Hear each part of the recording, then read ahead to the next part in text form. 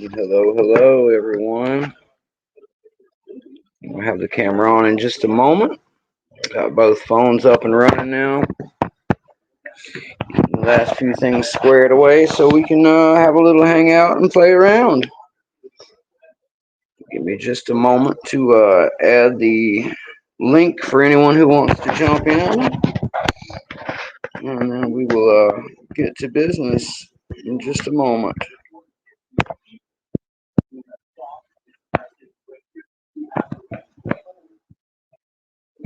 Hope you guys like my new banner. Now let's get this invite copied and into the chat. Make sure we can get some people in here for the fun. I hope the audio is better this time. It was a little crackly last time. Not sure why, but hopefully it's not as bad this time.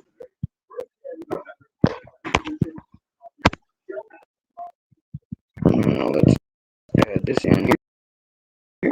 Boom. There we go.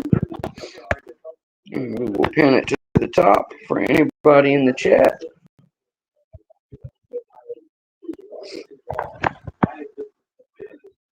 Let's pin this thing up here.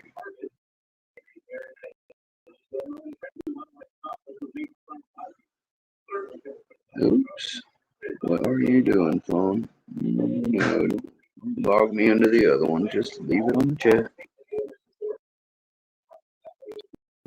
I don't know what's up with that Black Smoke Joe. I can see if I can make it any better. All I can begin to wonder is if it's got something to do with this phone. I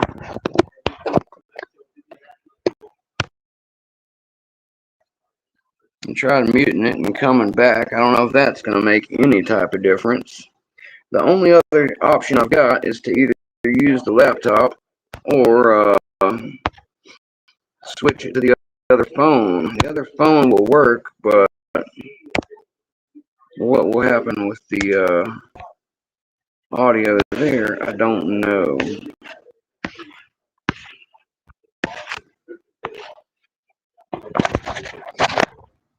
Let's see what happens if I add some crappy house music. Will it even let me do that? Let's see.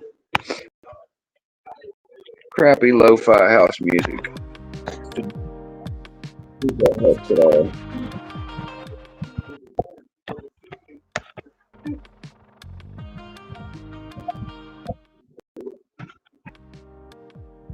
It's hard to get it right without me. Still playing around with the levels here. I think maybe if I turn myself back up, I don't know. It passes the sound a lot. What's it sounding like out there now, Joe? Let me know what it sounds like, Joe. I'll try to get this tweaked in just a little better for everybody if I can.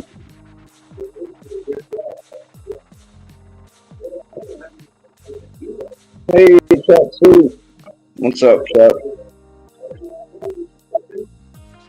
Let me know how it sounds out there, guys. We're still battling some audio issues, apparently. I don't know when and how they started, but I'm trying to isolate them and clean it up a little bit for you guys. I'm going to need some actual response from you guys to have any way of knowing what it's like.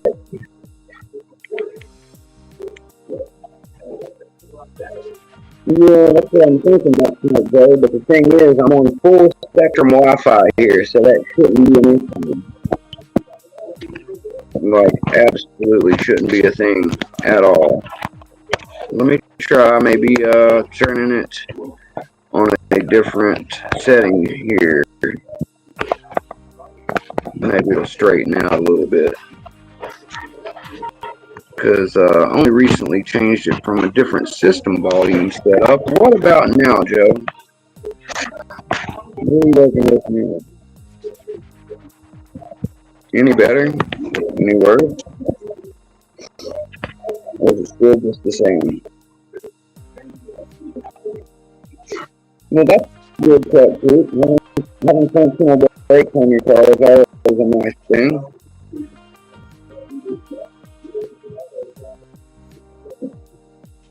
The music sounds clean? Well, that's good. How about when I talk, Joe? Is it any cleaner now while I'm talking, or is it still crackly? I'm trying to get this cleaned up for you guys. Still crackly talk? No, maybe it's the phone. Let me try one more thing, guys. I'm going to try patching myself in from the other phone. And I'd rather have crappier visuals with good audio than good visuals with crappy audio. So let me try patching myself in from the other phone. And let's see if we can at least get the sound rolling better for you guys.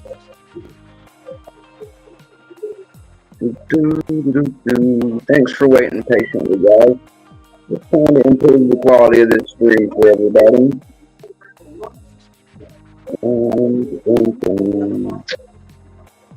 Trying to load myself in through my other phone server, like a backup here. I will make the switch over and see if it's better through there.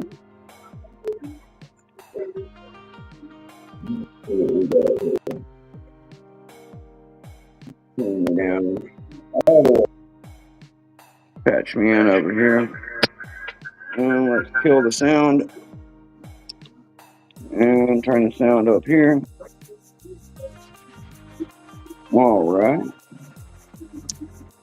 So, we've got some smudges going on there for sure. Jesus, the phone's got too many notifications, guys. Got way too much once. I have way too many of you blowing me up, telling me congratulations, which is a beautiful thing.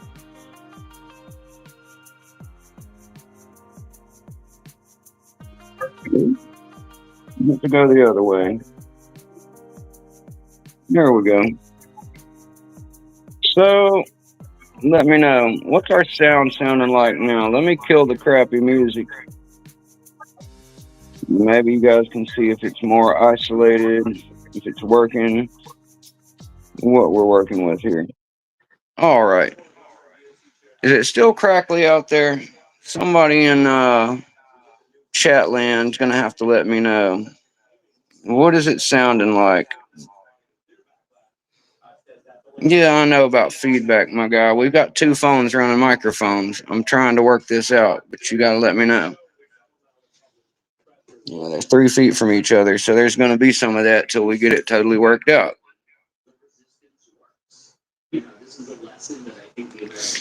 Feedback I'm not concerned with. I can get rid of that. I'm concerned with whether or not my audio is coming through clear to you.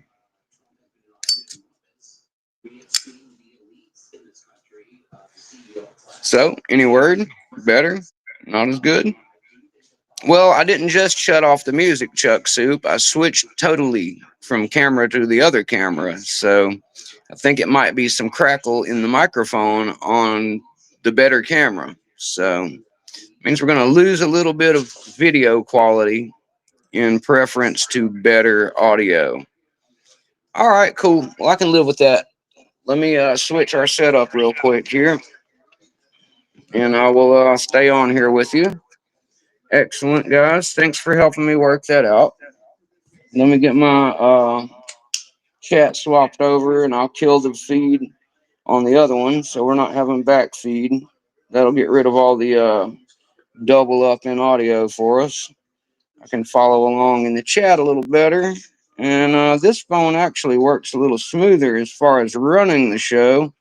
It just doesn't have quite as good a camera as the other one, but if we're getting crappy audio from the other one, I can't really see a point to hold on to crappy audio. You know what I mean? So I would much rather give you guys a sacrifice of a little bit of visual for a perfect audio channel. Nobody's going to want to hang out if they've got crappy audio ruining the entire signal. So I get that. That's why we're working on this. And I think we got it resolved now, is what it's looking and sounding like. Just give me a second to figure out how to get this other phone actually clamped. I've never actually used this one in the phone setup here. Hopefully it'll hold, not do anything crazy. But again, thank you guys for helping me get this straightened out. looks like we might just have to go back to using this camera. We also have my laptop as a final option. Only problem is the laptop's not really primed for doing over-the-shoulder work. I know you guys are pretty partial to having that over-the-shoulder shot where you can see what I'm actually working on. So anyway, we will, as usual, try to make all the best necessary adjustments that we can here and improve it the best we can. So that way it's an enjoyable show for all you guys, hopefully. And we don't have a crappy signal or horrible patch of audio or anything like that. Sorry, guys, my eyes watering. Got a little smoke in it while I was camera swapping. How is everyone today?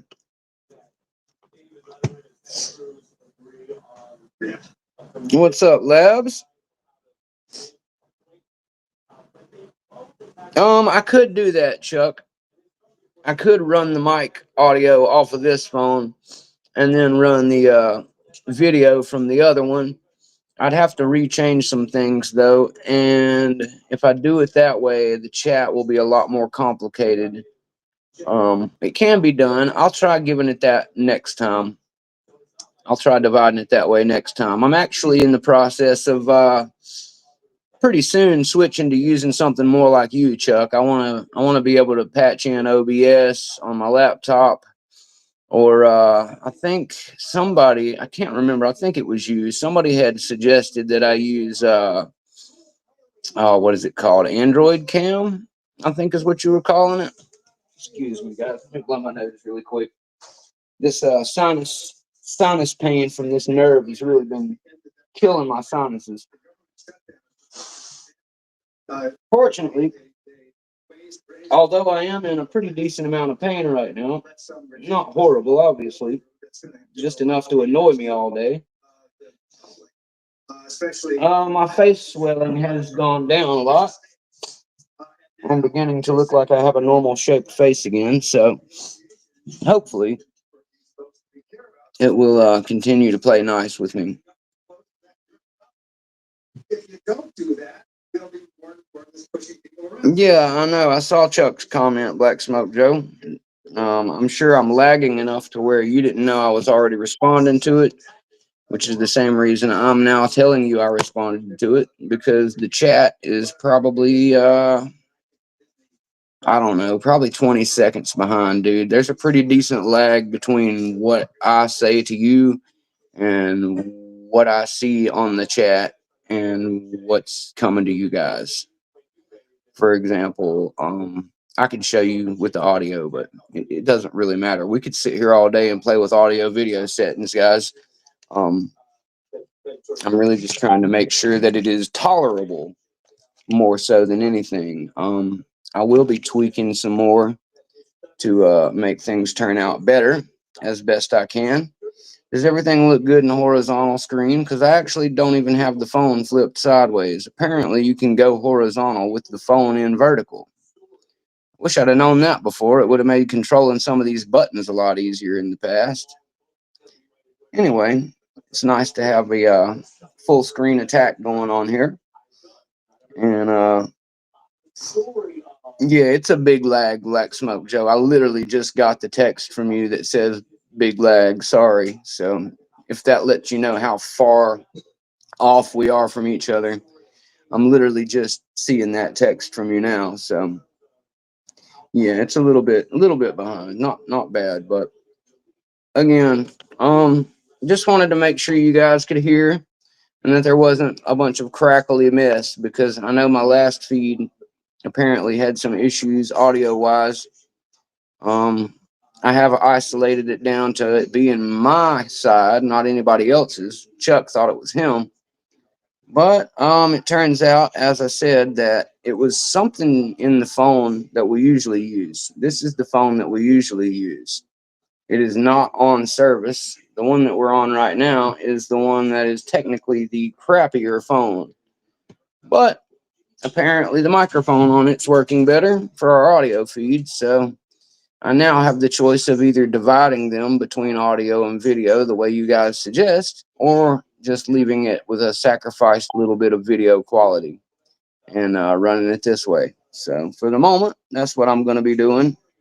In the future, we will maybe change it up a little bit, but yeah, I think basically I've isolated it down to something in the microphone of this phone is not wanting to gel right with YouTube, which is odd because it works good with everything else. So I don't know. Phones act crazy, the internet acts crazy, and as we all know, YouTube can act really crazy.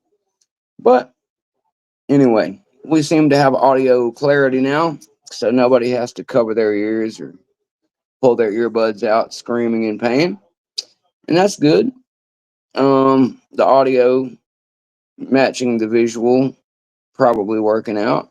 I don't know. There's always a lag on my other screen, but everything that I'm looking at here while I'm talking to you guys is right on cue. So at least my feed is recording at a proper rate with each other. And anyway, so now we're about 15 minutes in. We actually have everything working good. Sorry for the wait, guys. Sometimes technical difficulties are better to overcome in the early portion. Because otherwise, I have to sit here and do a 3-hour stream with something horrible, and nobody wants to hang out for that. I wouldn't either. I totally get that. So we try to we try to just take care of that the best that we can ahead of time. Sorry, guys, I was laughing about a message I saw somebody leave in one of the Discord chats on the other phone real quick. Anyway, um, several exciting things going on for me today. I haven't checked the mail yet. I really would have liked to get around to doing that before going live, but my, my dad's not feeling too good today either. It seems like my tooth is bad, and the dog's sick, and dad's sick, and just everybody at the house is afflicted with something or another right now. So we didn't make our trip into town as we normally do, and I didn't get to handle some things I was planning on handling today. And consequently, I haven't even been to the mailbox, which is at the top of this long ass driveway we live on. So, anyway, that's complicated too because I'm not allowed to go up there and check it myself. Anyway, let's not get into all of that because it's a long story. But very soon, I will have my P.O. box set up in Florida. Miss Mick is working on it now. We will do the switcheroo to sending all my mail there. I will forward my mail from here in case anything gets caught in the shift, and we will keep on moving in the new West Palm Beach Mountain Mick scenario, which I'm actually pretty excited about. All right, so what else have we got to talk about, guys? Well, in Sparrows news, really quick, Sparrows has got their terror picks and murder picks. I'm sorry, the murder picks are always out, not the murder picks. They've got the terror picks and the slasher picks out for the Halloween holiday. So if you're thinking about getting some of those, you've got the rest of until November. On November 1st, they will take those off of the site. I've heard before that you could still get them on Canada's site, but I don't know if that's true, guys, and I wouldn't depend on it. But anyway, Sparrows proper here in Chicago, America, is kind of the backup facility. True Sparrows proper HQ is in Canada. North Aurora, Illinois is where we have ours here in America. Sparrows proper is in like Toronto somewhere. So anyway, I was glancing around personally on the America site the other night because my boy Dean P, shout out to Dean P, Shaka Zulu for my boy. We he got himself some of one or the other already, or just ordered them. I don't think he had them yet. At any rate, he just ordered himself some of them and let me know that they are back in stock for the season. So appreciate that, Dean, because you know your boy Mountain Mick is going to want some of those sweet Sparrows picks. There's no question about it. Um, we all know that it's been no secret how much I love my Mace 1 and 2 set. Oh, looks like one fell a little there. There it is. They're all in there. But we all know how much I love my Mace 1 and 2 set. Well, I still do. I use it all the time, almost every day. Got to practice with your tools, so I use them every day too. And in the spirit of those same size finger pick type picks, in the spirit of Halloween, Sparrows has two different sets right now. One is known as the Slasher set. The Slasher has a razor blade shape, a like a gravestone with the silhouette of an upreaching zombie hand. And the third one is a big meat cleaver, kind of like Hatchet Man carries. Anyway, Elijah, what's up, brother? I'm glad you're here. Shaka Zulu for Elijah as well. I'm also glad you dropped the Shaka, Elijah. I wasn't sure if the chat was still working, so glad to see that. There's about twice as many people as there are likes, guys. So if you would, please remember to hit the thumbs up button or double tap your screen and give your boy Mountain Mick just a little bit of love to get us rolling good and showing everybody the stream here today. And I will continue to tell you about these sweet picks. So Sparrows came out with that set, and it's what's up, Swamp Picker? It's basically 3 picks in that set, guys. Let me pull them up really quick and look, and I'll tell you what they are. I could have been a little more prepared for that one, but it's all right. We all know how I operate. So let's pull that up and take a quick dive into what they're offering, what it costs, and just want to give a little love towards those really quick because obviously Sparrows is my one true original love when it comes to lock sport and lock picking. You can thank Bosnia Bill for that. But anyway, that's where I got my start on picking, was with those, with Sparrows picks. And as many of you know, I am still currently working on my deal with them for my beautiful new neck tattoo that I will be getting. We are still working out all the details there. So I'm happy to report that we did talk today. I'll get to that in a moment. But wanted to talk a little bit about their Halloween seasonal picks really quick. So Slasher picks. The Slasher pick set is $17.50 US, guys. And as I said, it's got like a meat cleaver and a razor blade, and I don't know if you guys are going to be able to see this very well, but you got a razor blade, a meat cleaver, and the one in the middle up top there is like a gravestone with a cross on top and the silhouette of a hand reaching up. At any rate, the cleaver is an offset hybrid. It looks like the zombie hand silhouette one looks like a medium hook or so. It's not a low. It definitely looks like a medium. It's got a little more reach on it than the one that I've got in my mace pick set. So I think that would be really good to add to my mace picks because it's got a little more reach to it. And it seems to be a triple wave on the razor blade. So I've already got that one, but it looks really sweet and it's part of the set. So I'm definitely not going to turn that down. Moving on. There's maybe a better shot of them that you guys can see.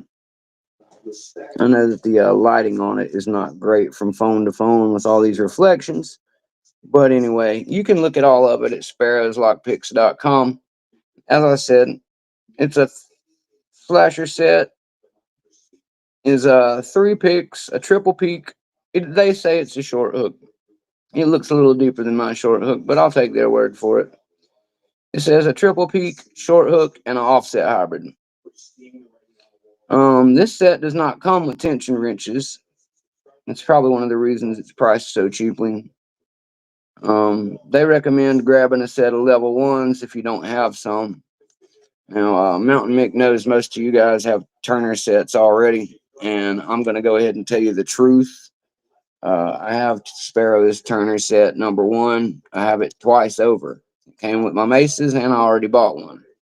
If you're going to buy some Sparrow's Turners, just skip right on over that. And go ahead and get yourself the curved Turner pack, because it is far superior to almost every other Turner kit that I've ever used or seen anywhere. And it's going to have your 3 curved ergo turners. It's going to have short and deep on each side, so you can get past those offset padlock styles, like an American that's deeper in there a little bit.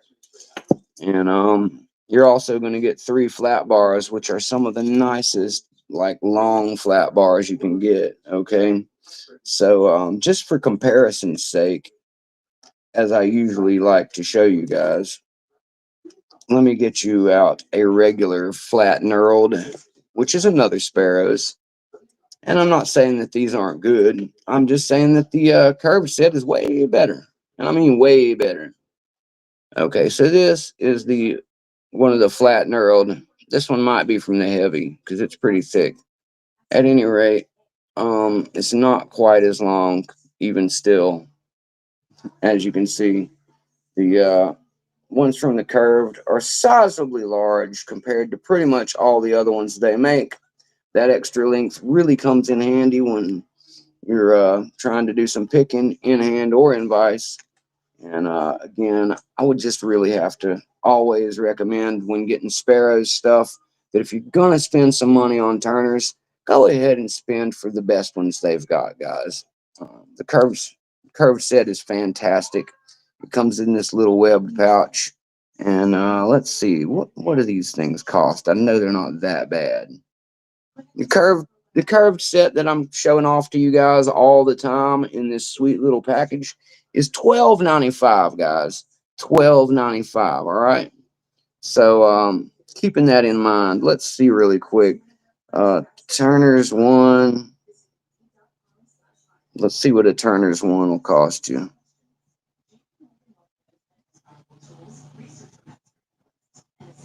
Turner's one.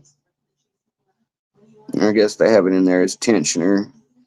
Deviant got me out of the habit of calling them tensioners, guys, because it sounds like a wrench you crank down with.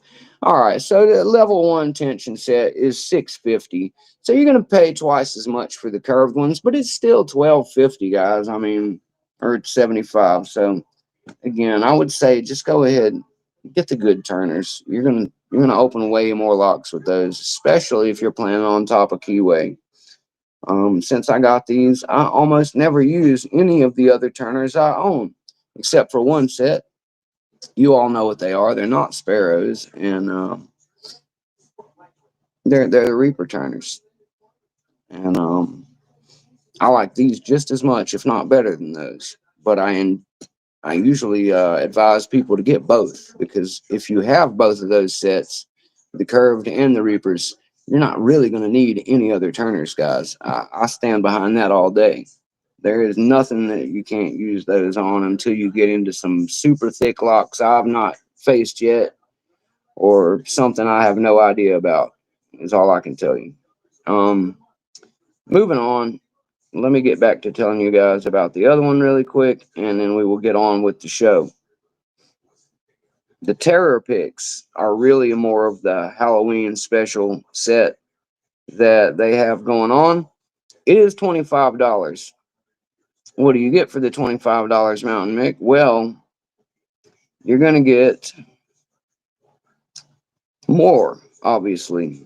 You're going to get, it says, zombies, giant robots, and broken bones. So, available for a limited time for Hallows Eve. It's flat bars for all the lockaholics out there. Add some horror to your pick set and enjoy the season. They're all 25s. And basically, guys, what you're getting here is there's going to be two bone shaped flat bars where it's a bone on one end and a dog eared Turner on the other. These are probably pretty good. They look like they're made maybe from the same ones out of the curved set, just cut in a different angle. I don't know till I get mine. I will be getting them and showing you guys all of this. That's the only reason I'm bringing it up.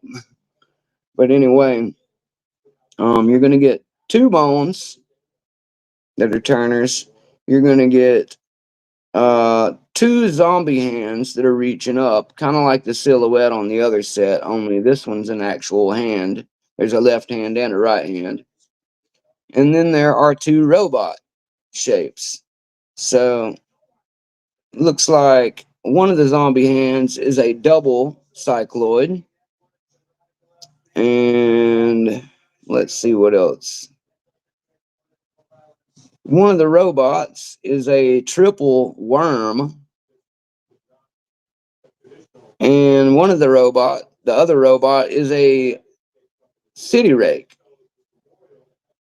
And the final one is the other hand, which looks like it's almost a triple, but I would call it more of a snake. It's got that one little ridge that's not as big as the first two. So yeah, I would say that if you combine the two sets, you're going to have a ton of good profiles there that would be, that would actually be bigger and nicer than my Mace set 1 and 2. You would get two Turners with dog ears on them. Let's see, 1, 2, 3, and then I think 4 altogether rakes, and then add the city rakes. So 5 rakes. And then if you get both, you're going to end up with 5 rakes, 2 Turners, and the offset hybrid and the medium hook, the short hook. So you're looking at like 7 picks, 2 Turners for about $50. And compared to the Maces, that's right on par.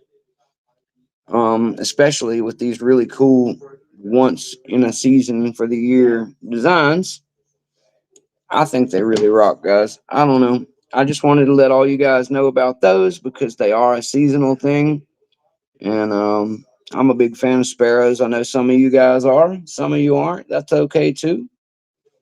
Whatever works for you is what you should use. But I just thought for all my sparrows guys like myself out there that I would let you know they have a really cool couple of sets that are only around for about the next month. So if you want to get them, it would be a good time to start thinking about it now so you can get yourself some ordered before they discontinue them for the year and you get stuck waiting until next time. Now, let me check the chat really quick and we will get on with things. Thank you, Chuck Soup, for adding the links to all this goodies. The Murder Rake set, Chuck also added in there. I just wanted to mention that really quick. Accidentally mentioned it, but the Murder Rakes are also kind of up this same alley, guys.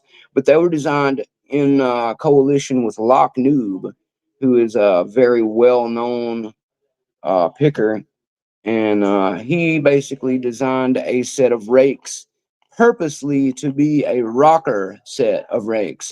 I myself have always been a rocker. Raking and scrubbing is cool, but my favorite way of attack, as you've seen me use with the maces, is to rock. And the murder rakes are specifically designed for that. There is a double, triple, a quad, and a quint. So you're going to get 4 rakes, a double, triple, quad, and a quint. And they're all specifically different frequencies. They're not, you can't put 2 of them side by side and them line up with each other, even if you shift them around a little bit. It's not like they just added an extra cycloid.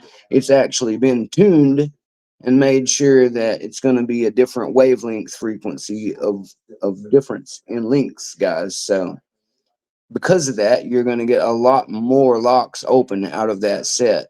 I've had a lot of guys, even locksmiths who are friends of mine, tell me that they don't break those things out all the time, but that they've had them save their butts in a couple situations with cars and a couple other things. So they're good rockers, good jigglers. They probably work good on wafers as well, I would imagine. But yeah, the murder rakes look really sweet, and I think that they're right in the $24 range or something like that too. So again, not ridiculously expensive. All that same great pricing that Mick always, expects from Sparrows. It's one of the reasons I love them so much. They're not the fanciest picks made out there, guys. I won't try to pretend that they are, but the things that they make are good. They're definitely high quality for what you're getting versus price. And I would stand behind all their stuff as far as the stuff that I mentioned to you. Otherwise, I wouldn't bring it up. So, anyway, that's my little Sparrows pitch for the day, guys. I also talked to them via email because Hunter decided to email me. He saw that I had been checking them out and put them in my cart and just wanted to reach out to me. And I guess that's something they do when somebody is playing around and adds to a cart but doesn't go ahead and order it. They just make sure that you're knowing that they care about your interests, which I think is pretty cool. Um, so I emailed Hunter back and told him to pass it along to Uncle S and let them know about a few things we have going on with the dog pack, and invited them, of course, to either come join us or maybe put somebody else in charge of it for them while they're busy with other things. Somebody who already loves the company and is already involved with the dog pack. You can probably guess who I told them they should pick. Anyway, we'll see how all that works out, but we are still marching right along. Any day I should be getting my birth certificate in the mail. Whenever the super long DMV lineup of North Carolina people get things moving, and then I should be able, once I get to Florida here shortly. Miami has a passport office there, so I'm not going to have to go through as much drama as I would have were I still here. I can probably take a day trip to Miami and get that knocked out a little quicker than previously planned. So I will be getting the passport that Sparrows and Uncle S want me to have, and then we will see what they have got in mind for me to come get this tattoo, some cool swag, and then see what other missions they might have for Mountain Mick to accomplish. So really looking forward to all of that. That's all I've got to say about that today.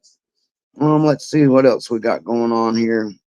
We got Elroy's Toys here. What's up, Elroy's? Watch my Mustang. What's up, Mustang?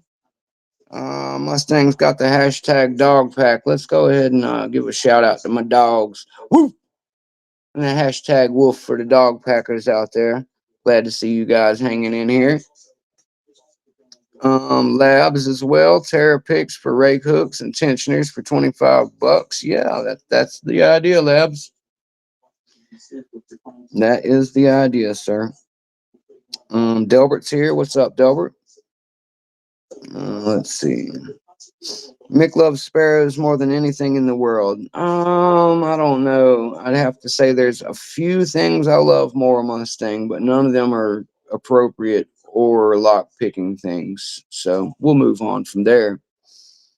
Um, Chuck Soup, I agree. I would rather have the murder set than either two of these sets. I don't disagree with you there. That actually was the number one item in my cart right now. I'd rather have the murder set than anything made by anybody else right now, period. But the murder set is available year round. So do with that as you will. Let's see. We got Chuck's Links, Swamp Picker. Yeah, you don't have to worry about slighting sparrows with your law lock tools, Swamp. For one, Sparrows is on a definitely not quite as high tier as Law Lock right now. I actually spoke to Andrew today I wanted to bring that up, so I'm glad you brought up your law lock tools. Um, I would consider law lock to be tier one, like top of the line stuff. That's why the price tag is what it is, guys. My Mokies and my Jimmies, same deal.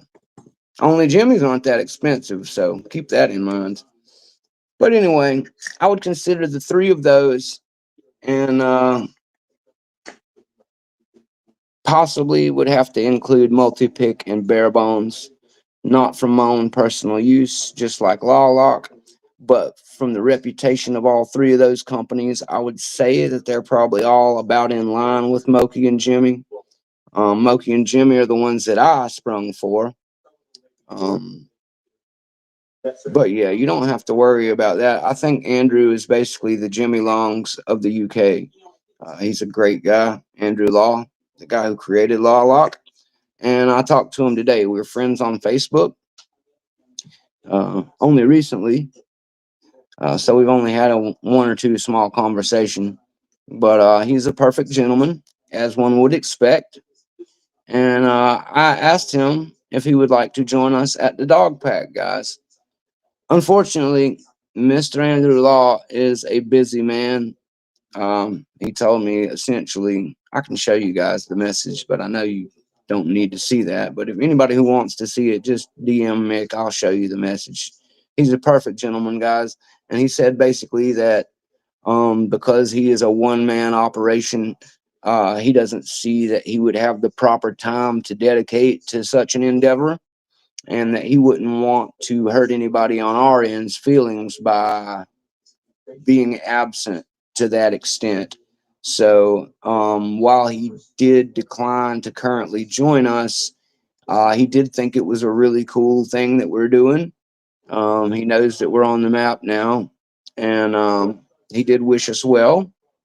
And as I said, I have conversation with him, so I do have established communication with him. That's good, and I let him know that we understand that and we really appreciate it.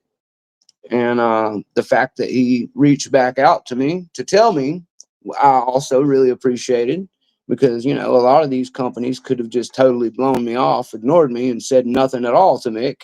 So the fact that Mr. Andrew Law took the time to still let me know that he's a busy man and couldn't currently commit to us was still, moving to me. I was really happy to actually hear back from him, regardless of his current declination. So, as I said, I told him, fully understandable. We totally respect his decision with that, and that we would still support him all the same, because he makes some really high quality stuff, and we appreciate everything he's done for the community, and that basically it was just an honor to speak to him and for him to take the time to reach back out to us. So, again, thank you to him. Thank you, Andrew, Mr. Law.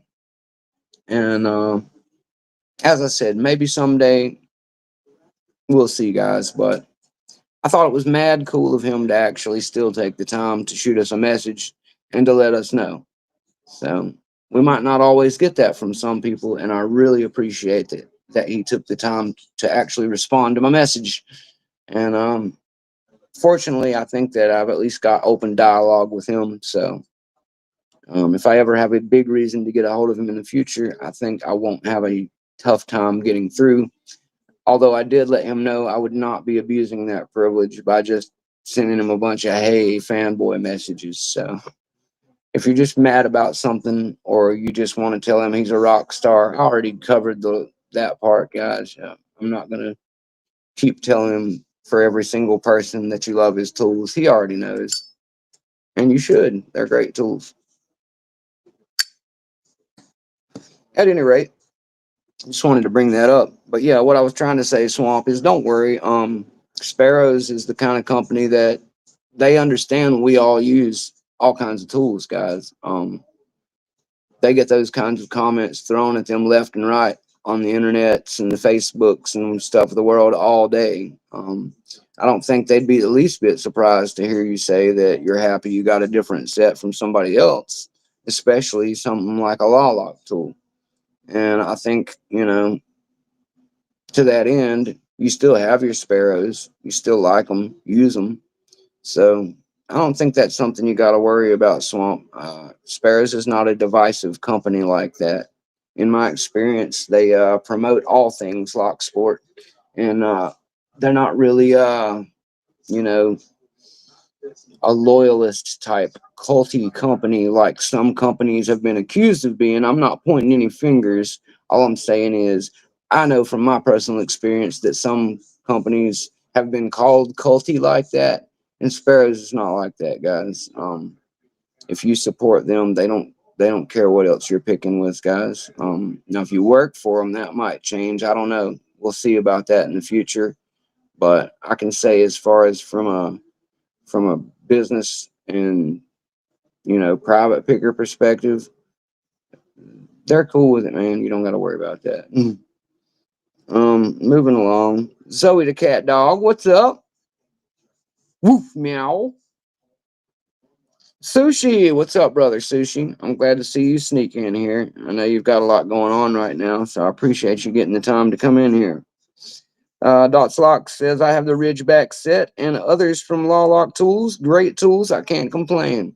That's the general consensus, Dots. Everybody pretty much says that their Law Locks are the bomb diggity. So I haven't tried them out yet, but, you guys know that I'm a handle snob who loves well-made steel and big, meaty handles. So I got a feeling I would have no problem taking on to some Ridgebacks with some 44 Delta handles on them, much like I like these. So maybe one day I'll get to try those out. We'll see. Not in a hurry, but just like with cars, I like to test drive all of them at some point. I'll try out some Law Locks when I get the chance. Let's see what else we got here. Has anyone used the murder set from Sparrows? I have not used it yet, Dots Locks. I have a friend um on Facebook, Blake, the Red Bridge Butcher. You might know him already. He's got them, and I know a couple other guys on our Facebook group over there have them, and I've heard nothing but good things from all the people who have them about their effectiveness. I know that you can scrub with them, but I was under the impression from the Lock Noob review that they are mainly designed for a rocking attack. And considering he is the one who designed them for Sparrows, I would stick to believing what he says on that matter. However, he did say that indeed they do work well for all styles of attack with a rake, as I wouldn't, expect any different. They're just specifically designed to be good at rocking and having different profile qualities that are good for that type of thing. So, I also think that for the price you can get the murder rakes for, they're worth trying out regardless. I mean, you're talking about less. By the time you get shipping and stuff, you're really talking about around $30, I think, unless you're a whole other million billion miles across the world. I don't think they would cost that exorbitant amount of money to get in your hands. So I'm definitely looking forward to getting some, and when I do, you guys will know about it. Let's see what else we got here.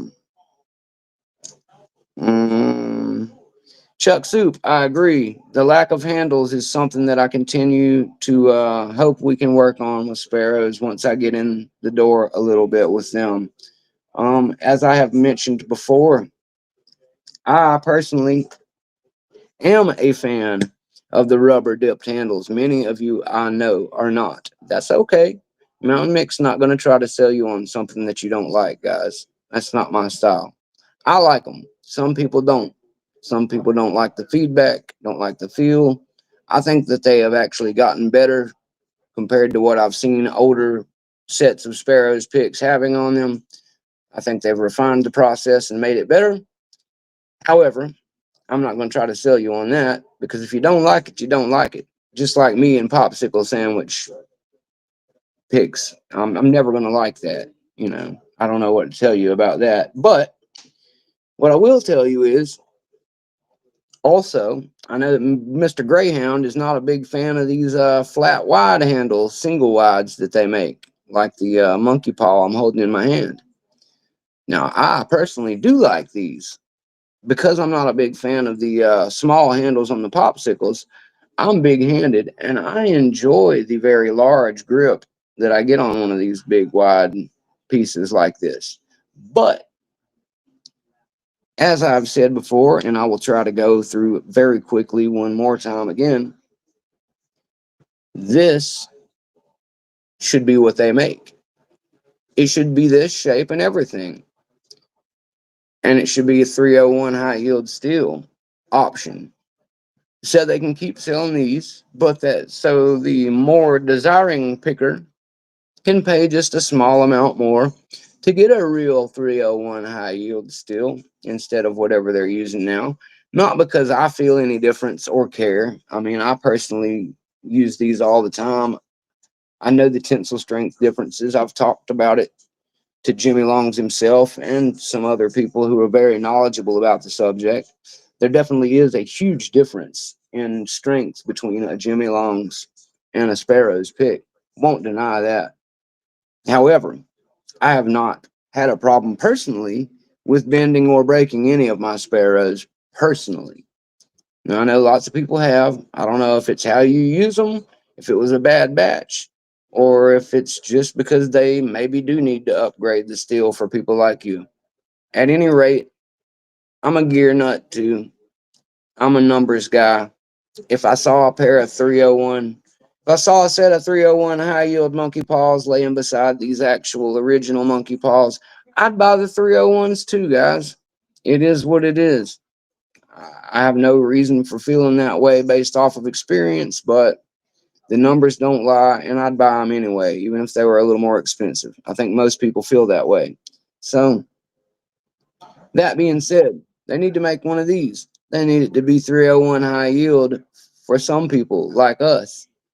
And as Chuck Soup and many of us have pointed out, we don't want the popsicle, and we don't want this with the rubber. We don't really want this flat wide one that Greyhound doesn't like either. What we want is for them to either take a popsicle or a flat wide. I don't care which. They could make it out of either one of these types. This is a Southord, by the way, not a Sparrows. But anyway, what I want is three sizes. I want it in 301 high yield, and I want it in either one of these handles. And then, yes, the and then part. Then I want you to not do this because Jimmy Longs has already done this the best it can be done. Somebody already copied it once, and I'm not a fan of that. I'd rather just buy the Jimmy Longs. What I am a fan of is what Mr. Delta here has done and what Multipick has done with the high-lows, with the rubber grips. These magnetic snap-on handles have a notch in the bottom for me to just stick my thumb in, gently lift up, and boom, I've got it out of there. Look at that, guys. The magnet holds it on there all the way across, super secure.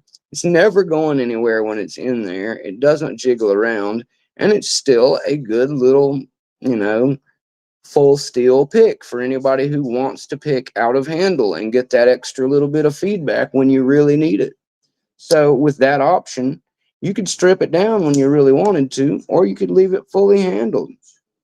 And so, because of how well these work and how nice those multi-pick hollows look, what I propose, of course, in logical thinking manner, is that Sparrows ditches this and makes one of these two things in 301 and then builds their own version of something like this, a magnetic snap-on handle option that will fit all of their old stuff, all of the stuff that is not 301, and the new stuff that is 301. So that way they can continue to make all the same stuff.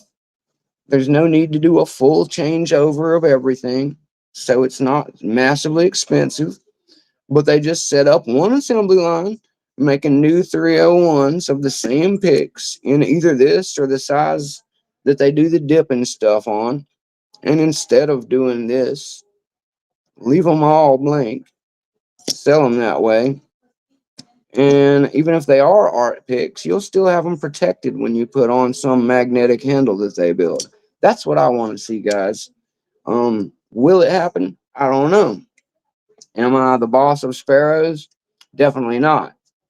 But I do think they listen a little bit. And I think, in light of recent developments within the community abroad, and with them desiring to evolve and stay relevant in the lock sport, lock picking community, they have two choices.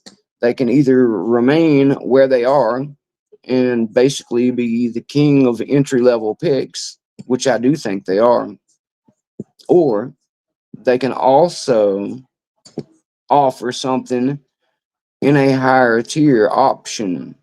So that way they can keep their original business, but they can, make something that'll live up to being sold beside the likes of a Jimmy or a Moken.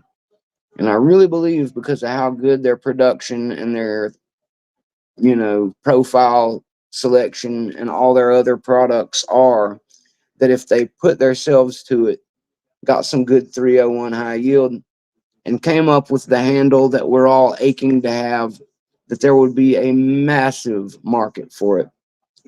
I'd actually love for them to involve me. I don't care if they do. If they want to put Mountain Mix name on it and all of that, fantastic. If they want to never talk to me again, put a tattoo on my neck and make them anyway, I'll buy them myself just like everybody else, because that's what I want the most. I want some top tier sparrows. I don't care what the price on them is that much. But what I want them to do is make something that will stand up to the quality that I can get from some of these other makers without sacrificing what they've accomplished over all these years, because I do still enjoy these picks as well. That's my Sparrows rant for the day, guys. Thanks for listening. Let me see what you guys are saying down here, and we'll get into some picking here. Yes, Dot says, I used to love the monkey paw too, another not lock noob design.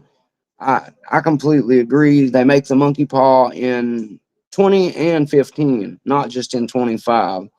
They don't make a handle for it though. So that again falls into what I was just talking about. You can get a set of all four depths of monkey paw, all four depths, all three sizes. Imagine having that in 301 high yield with a snap on handle. Then you're on to something, guys. Then you've got a picker's delight. And that's never minding the fact that they make a half diamond, the fact that they make an offset hybrid, the fact that they make a Tron and a Euro hook, and a bunch of other good profiles that I like that are all flat hooks and hooks, and DeForest diamond styles and everything.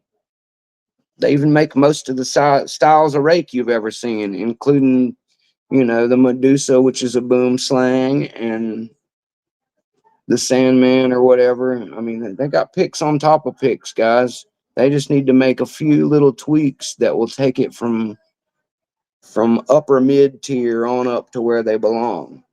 That's what I'm trying to inspire them to do, even if it's just from my, low level YouTube channel.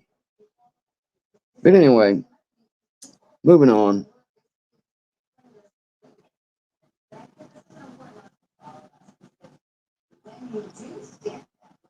Okay, Mustang. Well, you could have told me that in a private message or in the server chat, but you know, whatever floats your boat, my guy.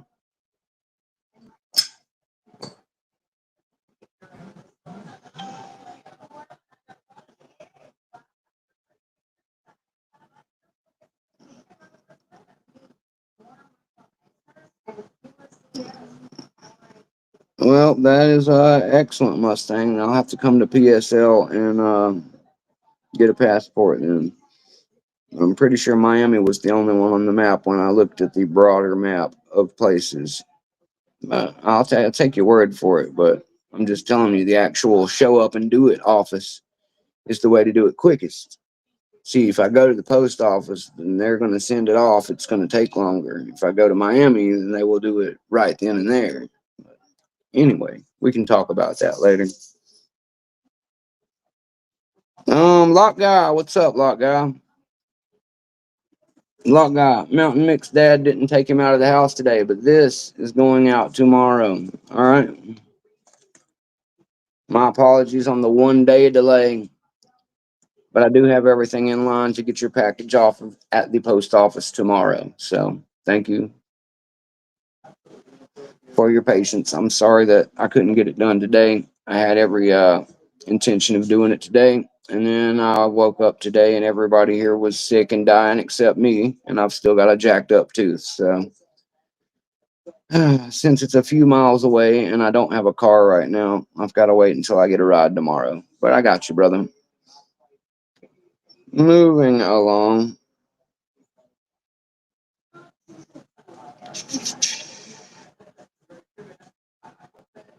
Oh, Sushi, I didn't know Deviant was a subscriber to your channel. That's a big deal, guy. It really is. Um, he's a great fella.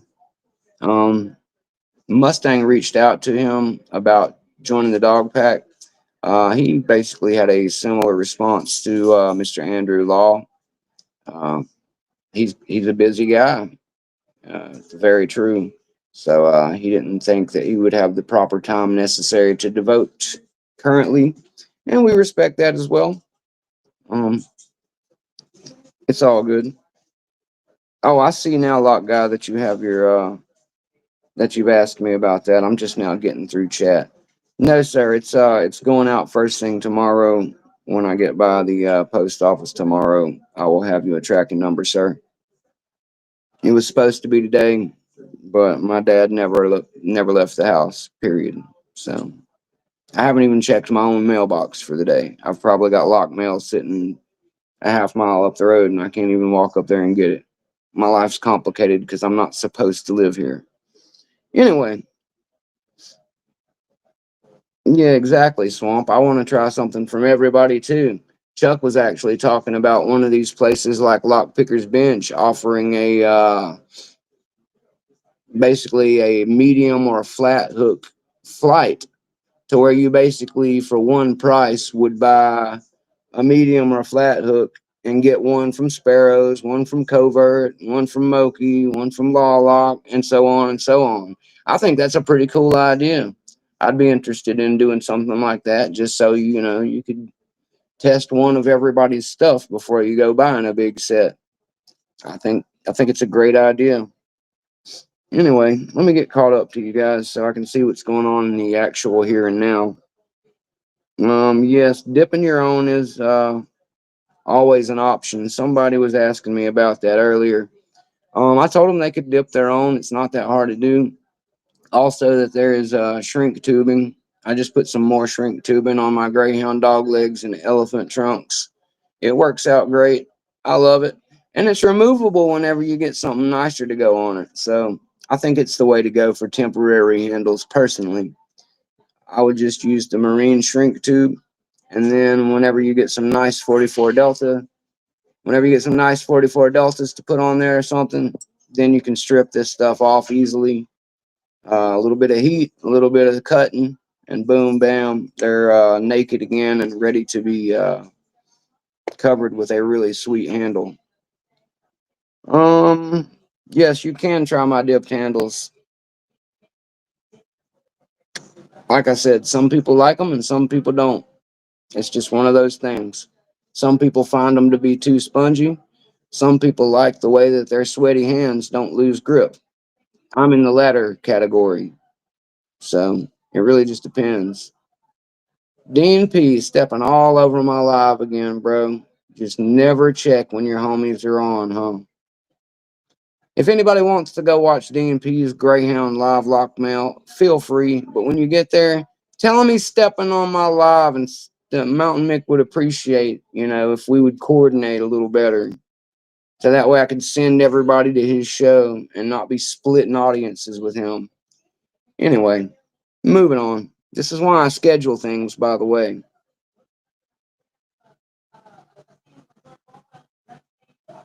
All right, so I'm caught back up with everybody here. Backstabber, what's up? Much love to you as well, sir. Thank you for dropping by. For anybody who didn't notice in the last day, 200K and blue belt. Yay. Mountain Mick was approved for his blue belt this morning. So, therefore, Mountain Mick is a blue belt now. I've tried to change over all of my server fonts and get everything updated to where everything now says I'm a blue belt. But basically, the moment that the LPU approved it, that makes me official. So, I'm a blue belt picker now. Somebody jokingly told me I couldn't call myself a noob anymore. I guess that's fair. I will start referring to myself as an intermediate level picker. And 200K, guys. Yes, Backstabber, thank you. I'm super stoked about it.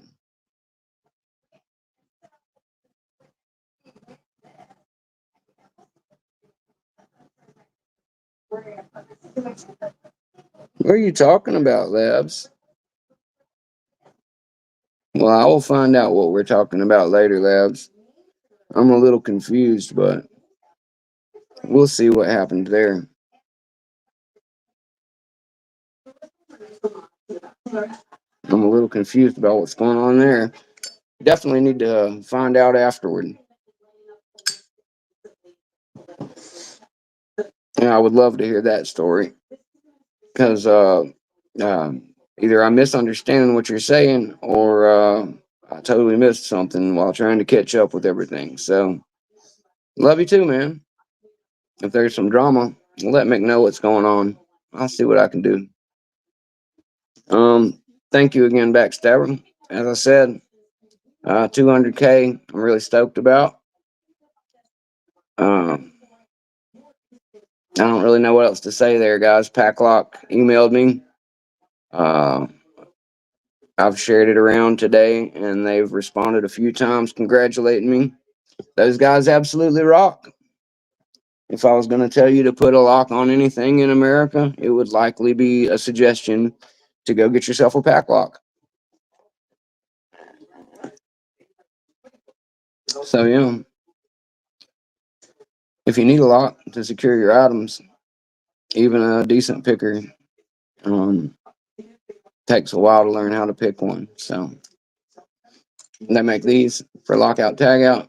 And they make the 98 Pro, and I'm sure that they've got some really tough stuff with like a shackle guard on it. If you're worried about people cutting through the shackle, they've got a few models now like shutter locks with no shackle exposed.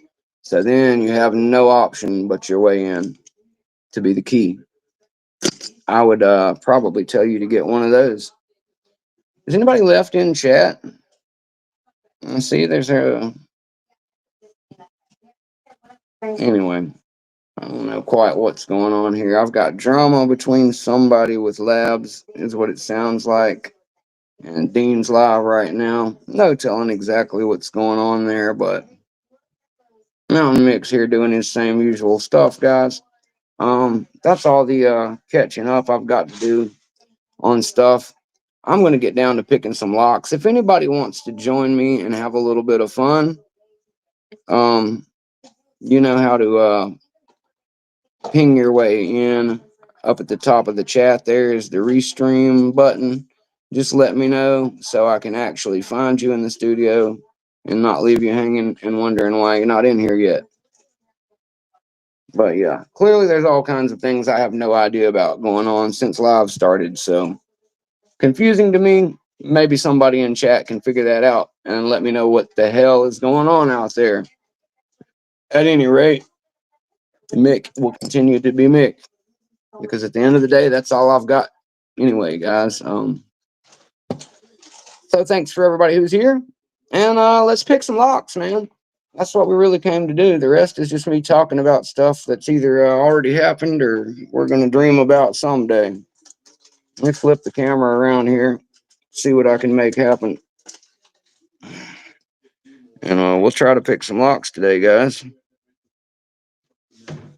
Let's see. Flip this thing around, facing back. There we go.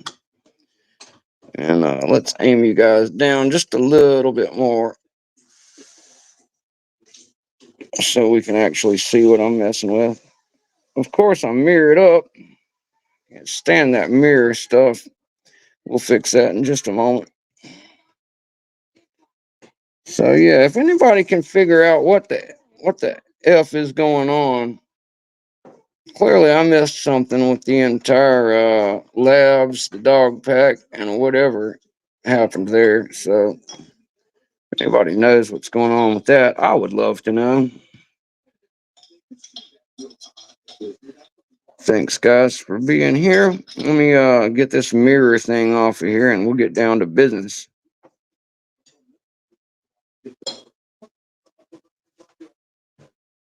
All right, now we're all set up for fun. Much better. Now,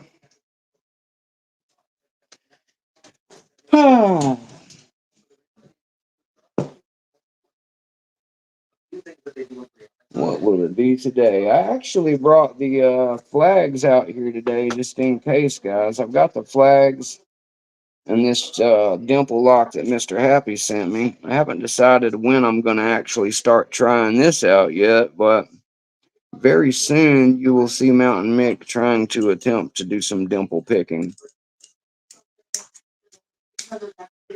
And since I finally got blue belt, we'll be seeing some of that in the near future. I'll try to get some other dimple stuff going. And we'll make the most fun we can with all of that. Hashtag woof to all of you guys. But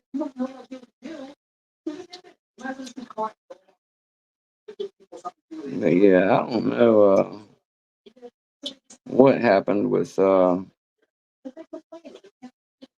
looks like Brother Labs is a bit upset about something with the dog pack, so I'm gonna have to get to the bottom of what happened there whenever I finish stream.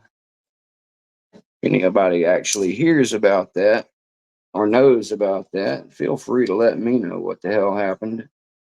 I'm very curious, but I am not wrapping my show just to find out at the moment, guys. The drama is drama is drama. And hopefully it's not anything and I just misunderstood something. That's what I'm really hoping. I'd love it just to be me misunderstanding something. Anywho, I'll continue to pick y'all, open some locks, and I've got another American lock I might try to pick tonight, guys. I was picking around on it the other day. I haven't opened it yet. It's one of those newer ones that I got 3 or 4 of. I may give that a try here in a little bit. See if I can get it open. And I've also got the dreaded Avis 7440 that's always been my kryptonite out here. So I've got a feeling I might give this thing a try, even though it is my nightmare lock. You guys let me know what you think about that. Should Mountain Mick try another 1100, or should he work on his nightmare bucket list lock? The one that's been sitting here since he first started climbing his way through the belts. Because I will take a shot at that one if you guys think it's time. Let's try something else here. Let's get the offset hybrid out. I've also heard, guys, that today is the first day of fall. Summer is officially over. That means it must be autumnal equinox, which also tells me that the time change must be coming up sometime, possibly tonight. If anybody knows anything about that, I'd also love to know. I haven't checked on any of that stuff as of yet. But I heard somebody saying something about it being the first day of fall. So the way that should work corresponds to the equinox. So either they were wrong or equinox is tomorrow or tonight. I don't know. Like I said, I haven't really followed enough to know for sure. So maybe you guys can let me know about that as well. Anyway, I'm going to continue playing around with the escort here for a little bit because it is one of my EDC items and I need to show it a little bit of love and make sure that I am still practiced with it. Georgia Jim did not give me this thing just for it to collect dust. Mr. George Jim was in the chat at the dog pack the other day. It was pretty nice. We all got to chat with him for a little bit. Swamp Picker says, I've got an 1100 with an 8-pin.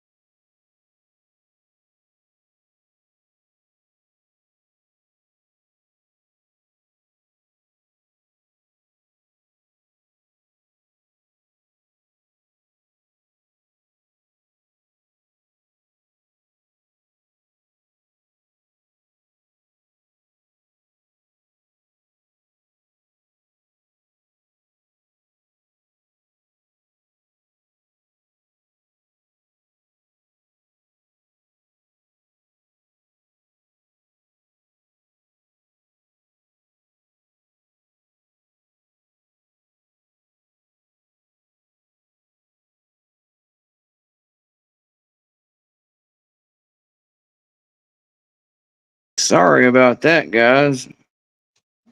Apparently, this phone is one of the ones that loses screen whenever I don't touch it every 10 minutes or something. Sorry about that. It's not the signal. The phone screen goes to sleep. I was having to tap on it when I had it facing the other way. And I forgot to tap on it while we were playing around here. So this is another reason that I use the other phone usually, guys. Real pain in the ass. Real pain in the ass. So I will try and remember to reach over here and tap it every once in a while. What a day, man. A guy gets his 200K. Sorry about the sink, guys. In the future, I won't be in a freaking kitchen with two phones, all right?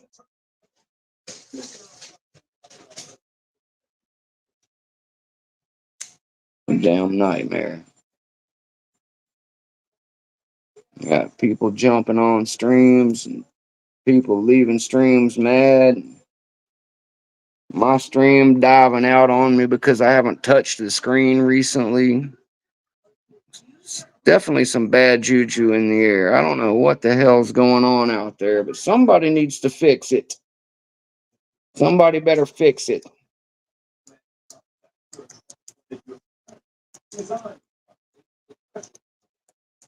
So what are you picking on today, Swamp Picker?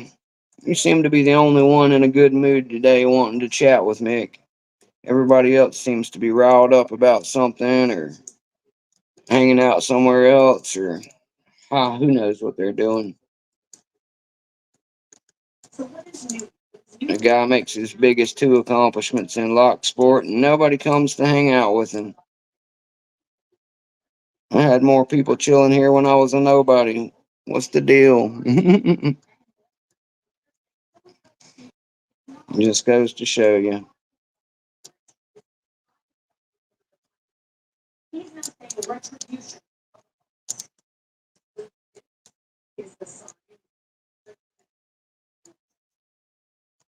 Just busy, Delbert. I understand that, Delbert.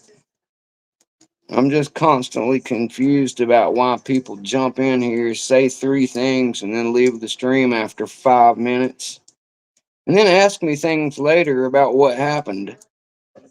You know how tired I am of telling people what happened in my stream? Like, you're not even going to watch the replay or the live stream. Just ask me what I'm doing all the time. Doesn't that kind of defeat the purpose of me doing this? Should I just never go on and tell everybody, hey, this is what I did today? Whatever, man. I will just continue to move forward and be cheerful as possible. And do the best I can for the ones of you who are still here and having a good time. 'Cause I can't fix broke people and I can't fix negative energy, but I can try to not feed into it. Another 1100, but it's giving you issues. Well, I hear that, brother. 1100s can be a real pain in the ass. So, can't say that that completely surprises me. Yeah, that's what I keep thinking, Delbert. Yeah, I don't know what's going on in Dogpack General chat right now, guys, but apparently Mick goes live and the whole world falls apart. Scooby's messaging me right now. Like, what the F, man? This is why people with phones and alcohol who are under the age of 30 should just chill out. I don't know what y'all got going on over there, man, but GK Man will pull the plug on all of you before long if that's the way it's going to be. And as far as Mountain Mick and his people, I love all of you guys. I don't want to be the part of any bickering and infighting. I will not be party to that. And if it escalates too ridiculous, then you know.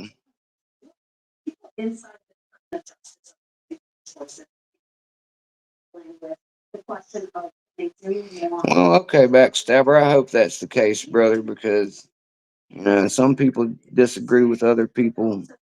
That's gonna happen. That's normal, but on some level, we got to keep it respectful and be decent to each other. We can't let things just devolve into BS. Yeah, Delbert, that happens too. Like I said, I'm not really trying to feed too much energy to it, guys. I'm just sitting here as puzzled as ever because I was literally hanging out in there talking to people, and I went live as scheduled, and I don't know. Ever since my live started, I've got people sending me weird messages and talking about leaving Dog Pack, and I don't know, man. I got Scooby saying it's getting wild over there, and I have no idea what is going on. But again, there's not much I can do for that. Exactly, Swamp. I'm too old for drama too, sir. I'm too old for drama, especially internet drama. Internet drama's the worst. I can't even punch you in the mouth over the internet. That's no good to me. Everybody's a hero from 800 miles away. So I'd rather just not even play into that, man. I'm here to spread love and lock sport and good vibes, man. I don't want nothing to do with none of that mess. I don't know if you guys heard, but Mountain Mick just got 200K in Blue Belt. You know what I'm talking about? This is a happy day for me. I'm pretty stoked. You're raining on Mountain Mick's parade because you want to be a prima donna today about something. I'll remember that whenever it's your day to be a Blue Belt 200K, or I'm going to make sure to come back on whatever you've got going on and just complain and be a total a-hole, dip out in the middle of it, and then ask you 2 days later what actually happened on your stream that day. Just totally confirmed to you that I was paying no attention, and that even though we're friends, quote end quote, that you don't actually ever spend any time supporting me, even though I spend all the time I can helping you out, watching your channel, and supporting you, hypothetically speaking.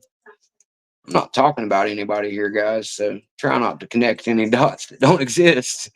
But yeah, I know, right, Delbert?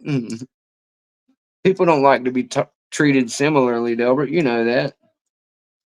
People don't want to be golden ruling it out here. If they were, then they would be more decent to each other. Tell them, Delbert, that's what we need is some hellfire and brimstone for their asses. A little bit of eye for an eye. Instead, we got a bunch of jukebox heroes all playing on the internet. I got no time for that. Anyway, Mustang, what's up, brother? A lot of drama I hear going over there, man. I don't really want much to do with it, to be honest with you. I don't know what it's about. I'm not sure I even want to know what it's about. I was trying to enjoy being a blue belted 200K picker and having a live stream. But apparently, I step away for 10 minutes and the S hits the fan. Anyway, I'm sorry I can't exactly talk to you directly at the moment. When this live stream is over, we can hack it up and you can tell me what the F is going on. Because believe me, I am curious, but at the same time, I try to be a professional, sir. So can't just pull the plug and back out here unless it's nuclear level. So if it's nuclear level, maybe you should let me know. But yeah, I know he told me he was going to from right here. So I don't know what kind of stuff is going on over there, but I'm sorry to hear that.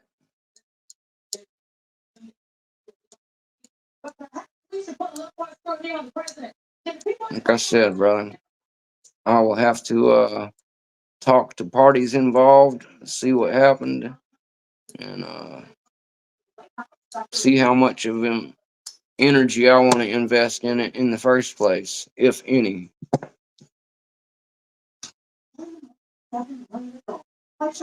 Sounds pretty tragic to me, as is, whatever it is.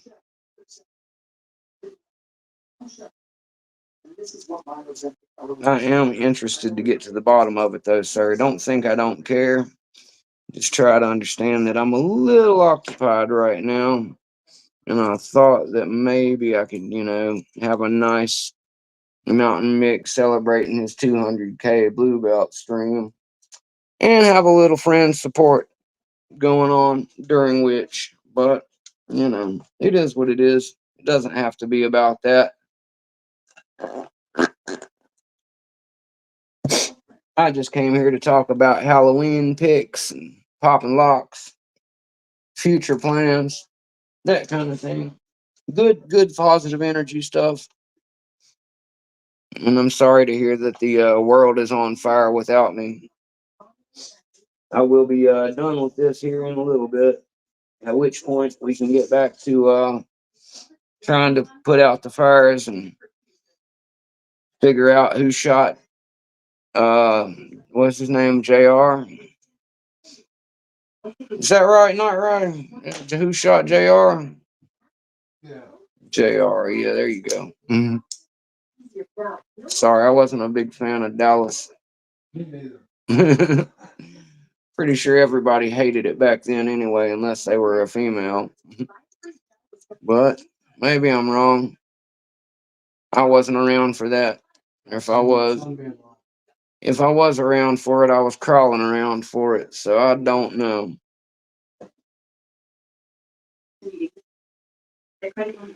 Exactly, Swamp. That's the attitude I'm thinking too, sir. That's exactly what I'm thinking.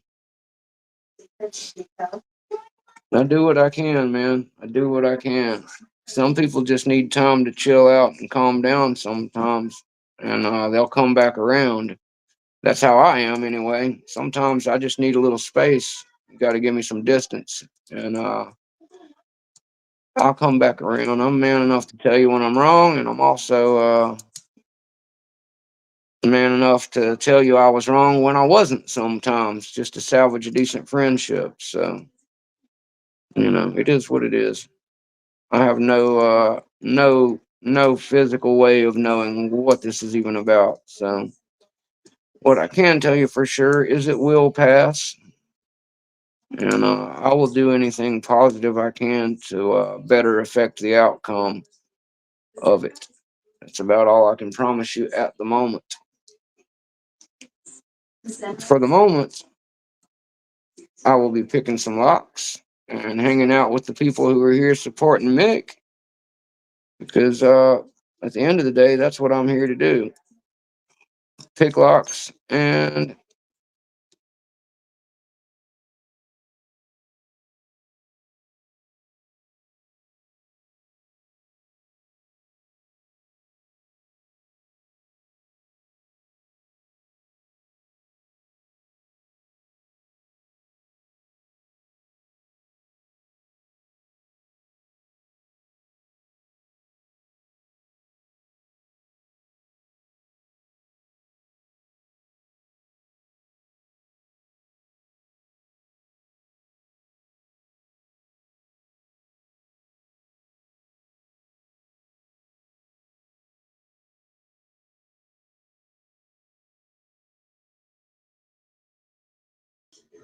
sorry guys, I'm going to flip us back to the other screen because I continue to lose you guys simply because since we're using the phone with better audio, the video keeps crashing because I'm not touching the screen while I pick locks for a minute, which let me tell you is a real pain in the ass. Um, Let me do what you guys were. You know what? Just give me 2 seconds, guys. I'm gonna set this thing up the way we had it before. I'm gonna use the audio off of one and the try to use the video from the other. This is getting ridiculous. Just give me 1 second to work that out. But yeah, backstabber. What happened is this crappy phone that we're using right now. It's got good audio. The one with the better signal here, it has crackle in the audio. So we switched phones to save ourselves the drama of bad audio. What is that flicker, man? I don't even know what that's from, guys. But anyway, I'm working on it. So, all kinds of weirdness going on. And as I said, the reason I lost you guys before is because apparently the crappy phone goes into sleep mode. And when the crappy phone goes into sleep mode, the screen closes like it normally would if I was watching a movie or anything else. And naturally, because this is Restream, the moment that it does that, it crashes me off of the feed here with you guys. So let me try one more thing that we all discussed earlier to try and fix this. I will try to basically pull myself in here. And if this fails, I'm just going to break out the laptop, toss these phones out the window, and we will be a laptop channel henceforth. I may even do that in just a second, guys. I'm getting real frustrated between people not being cool today and machinery not working properly today. That's 2 strikes, baby. Mountain Mick is running out of patience. All I wanted to do was pick and enjoy my 200K and my blue belt, hanging out with my people. So, anyway, this is what we're going to do. I'm going to try and kill the audio on one phone and use the video from the other. And we're going to try and use that to run a dual stream feed here, which hypothetically will work.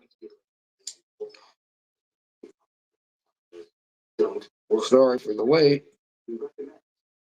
but I will get this all worked out. That much I promise you guys.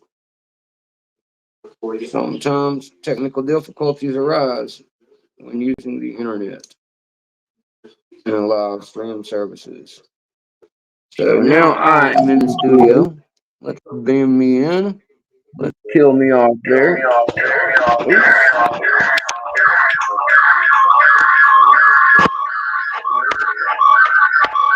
One second. Sorry, guys.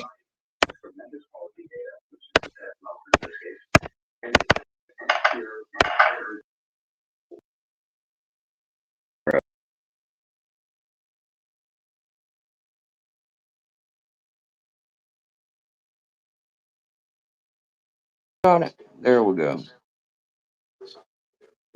Can everybody hear me okay? We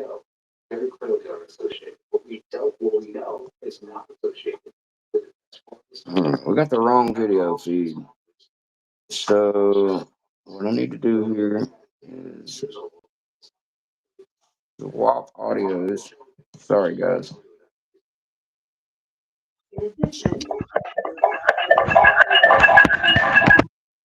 Kill the feed, you asshole.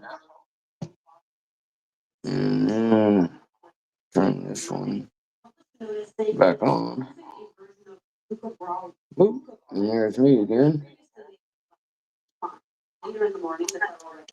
All right. So the only question remaining is, can you guys hear me okay? Let me get the chat on and fix all of this crap. And we'll use the right combination of stuff here to make this work.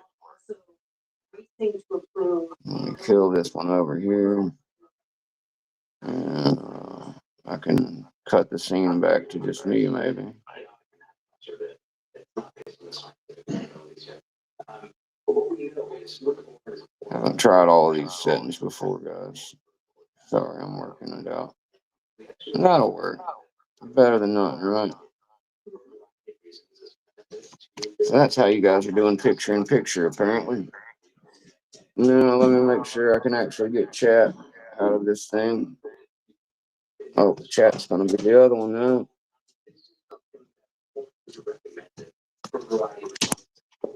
All right.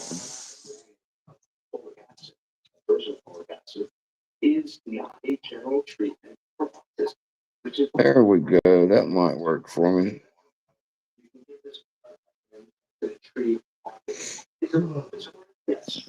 Somebody in the chat, say something. Anybody?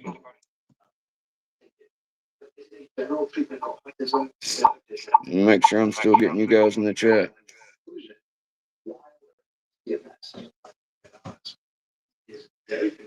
I'm still here, Black Smoke Joe. I've just still got tons of audio visual technicalities I'm working out.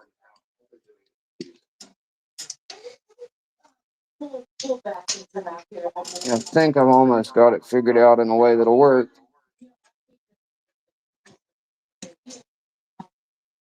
Yeah. What'd you hear through the grapevine, Conky? Is that you just being funny? All right, so looks like we've got a feed I can work with here. Let me see if I can get my chat pulled up. It's weird that it won't show me the chat down here.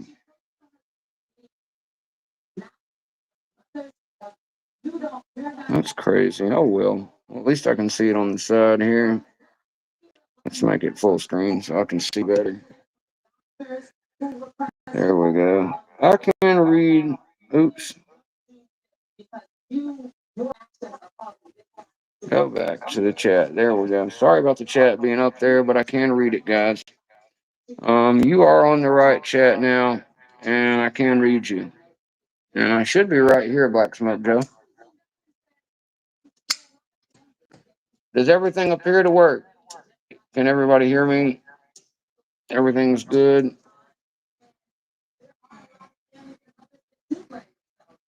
I should have sound and all that good stuff going here. I'm trying to be far enough to where I don't get feedback. I believe we're good now.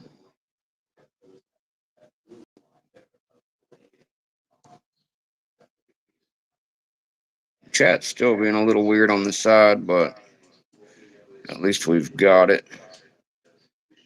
Um, yeah, I know, Conky, because it's hella complicated, okay? This is what happened, Conky. Let me fill you in on the situation. The one that you're seeing, it is the only one that won't die while I'm picking. The other one, I have to touch the screen every 5 freaking minutes or it cuts off. So, never had that problem before. It's acting weird. This one is the audio. So I've only got one other option, which is to grab my laptop and run the whole damn thing off of that and kill both of these signals. So we've got the option of doing it this way, or I can try and grab the laptop. You can let me know in the chat now which you would prefer, and we will make it happen. It'll actually be quick and easy if that's what you want. Just let me know now.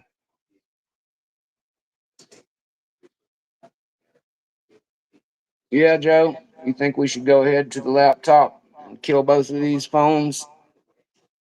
I think that's what you're trying to say.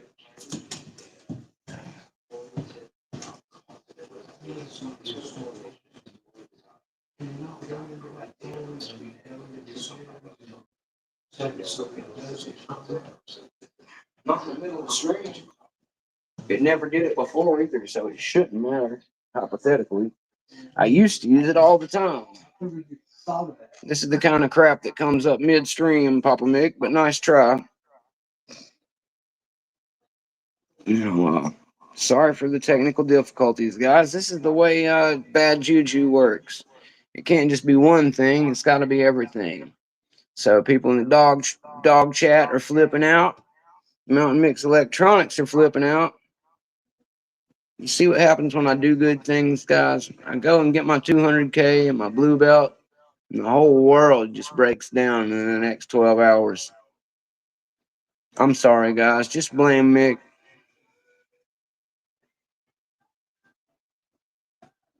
I do have it off, Conky. That's the crazy thing.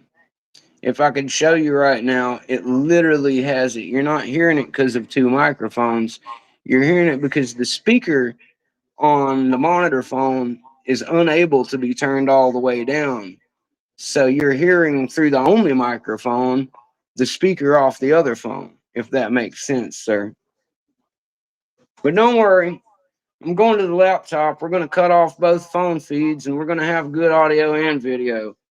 I don't know why we don't do this anyway, but the reason we haven't done it before is because I only recently obtained said laptop back from my tech guy, and because it's a little more complicated with the space that I have on the table, and trying to get that over the shoulder view you guys like might be a little different, but I'm ready to give it a shot for the channel's sake, and I think that we'll all be better off as long as this goes the way I expect it to. So if you'll just give me about 2 minutes, I will kill all of the phone signals after I swap myself in one more time, because I'll invite myself via laptop and kill the other two feeds completely. And we should have a fantastic audio visual signal from the laptop. Sorry for the confusion and the crappy streaming, but I'm here to put this to bed. Also, Dean P is still alive if anybody wants to be entertained in the meantime. Dean's my boy. I don't mind if you dual watch or jump back and forth. I always promote my buddy Dean. I would have got with him and made sure we weren't both on at the same time if I'd known. But again, you can't always know these things. It's not a big deal. And if I wasn't busy doing this, I'd be watching him at the same time too. So anyway, whatever he's got going on sounds way better than whatever is hitting the fan over in the other spot. All right, let me kill the sound so I don't echo chamber us. And let me ping myself in here. Just give me 1 second to manage all this, guys. I got a ton of overlay going here. Now let's go to the laptop. Let's kill both of these other feeds. All right. I don't know how the audio visual is on that, but this is what I'm going to do now. I'm going to back us out of both the others. Actually, this one's the host, so I might need to just walk it away from us. Because if I lose the total host, it might kill the whole signal. So what I'm going to do is just take it far away from us. You guys don't need to even know it exists anyway. But we'll just pretend it's the host for now. So in case if I kill it, it doesn't kill our signal.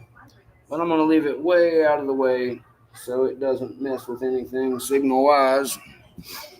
And we'll totally ditch the other phone because there's no need to have it. Hypothetically, I'll be able to use this in the future and have my own setup to where I can use a backup camera with this. That's what we will be working to have, guys. Soon enough, I will have that worked out to where we can use both phones. Or, I mean, one phone and a laptop. That's what we're going for in the long run of it. So let me set you guys up here where I can show you guys everything. Is that a good shot there? Everybody happy with that? I think that's going to work out.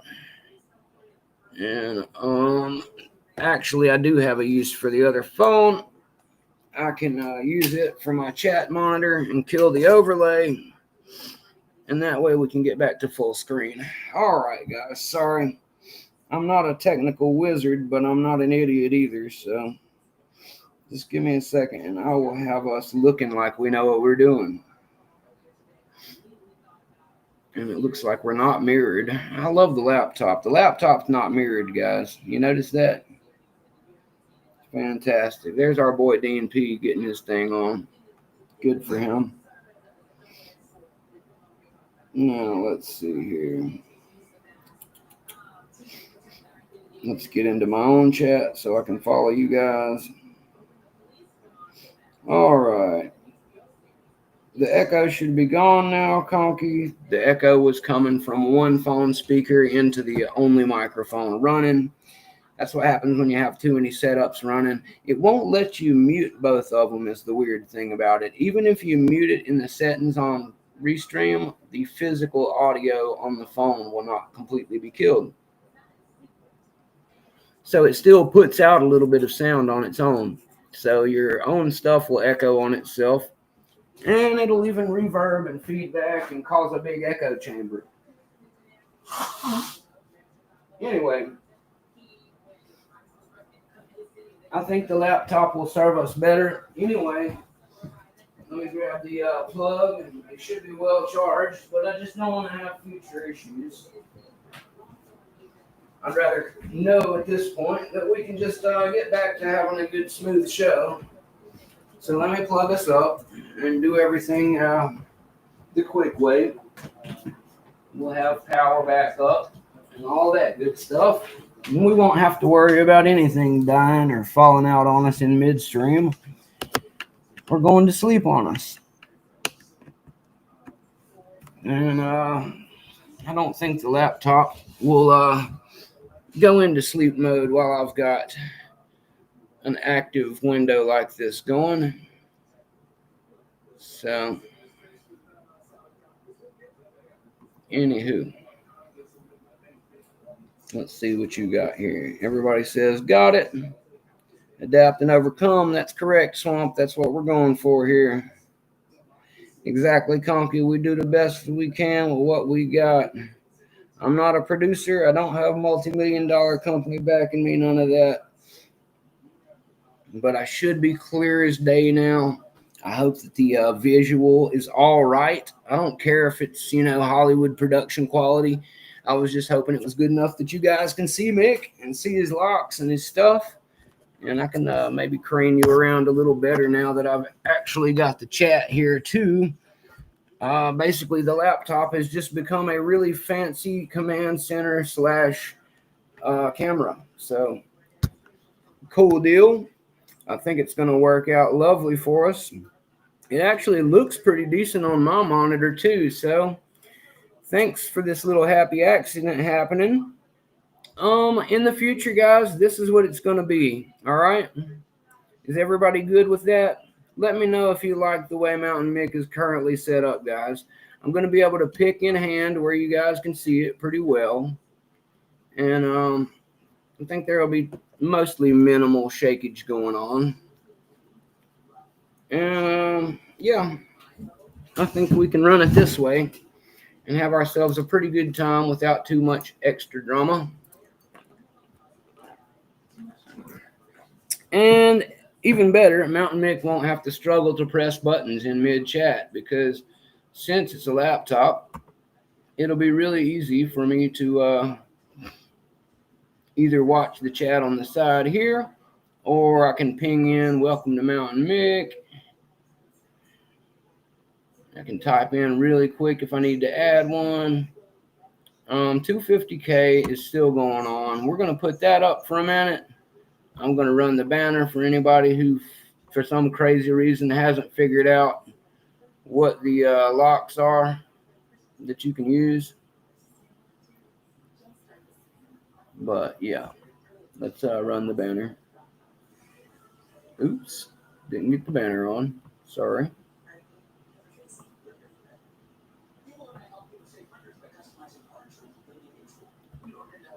There we go. Now it's down there. All right. So we've got everything running good. Hey, GQ man. I know that there's been a nightmare running over there in the pack, so I know you've been busy. Sorry, sir. I've been here trying to overcome audio-visual nightmares. But we've switched to the grand old laptop setup now, and I think we are better for it. So, production looks good, Black Smoke? Killer. That's what we're going for, sir. Now I have better access to all of our production controls anyway. I can even lean down here and say hello to you guys in mid-pick because my camera frame is larger. And I think it'll work much better going forward. From here on out, we will be a laptop channel. Yes! So since I'm at 200K and blue belted up, it's time the channel got blue belted up and 200K'd up as well. So you can look forward in the future to seeing Mountain Mick like this, guys. In full laptop, widescreen, all the time, no problems, no mic crackling, no falling asleep monitor. We're going to have all the good stuff, guys. So I didn't invest all of this time and effort and money into getting a dope laptop for us to just run two cell phones all the time. Now, eventually, we may use the old tripod stand and the backup phone I use for the chat right now, which honestly, I don't even need to use for the chat. I can still use the chat here on the laptop without it getting in you guys' screen. So I can do both, but at the moment, I'm really enjoying having a true monitor to run myself out of here. And if we ever need to patch myself in for a close-up, what I can do is set up the tripod with one of these phones and hopefully get a good zoomed-in close picture of the vise or whatever we're picking on. So that way I can picture myself, and we'll have the big area, but we'll also have another screen with the close-ups. So we're trying, guys. We're trying. Production is coming along. It is improving as we go. Thanks, everybody, for your patience with that. We got Conky, Black Smoke, Joe, GQ Man, and some others in the chat. Again, if anybody would like to plug in, I have added the Restream tag down there in the chat to where it's easy to click on and jump in the studio. I can bring you on so you can pick around with me in front of the guys if you like. If not, that's okay as well. I don't have a problem sitting here and picking by myself and hanging out with you guys.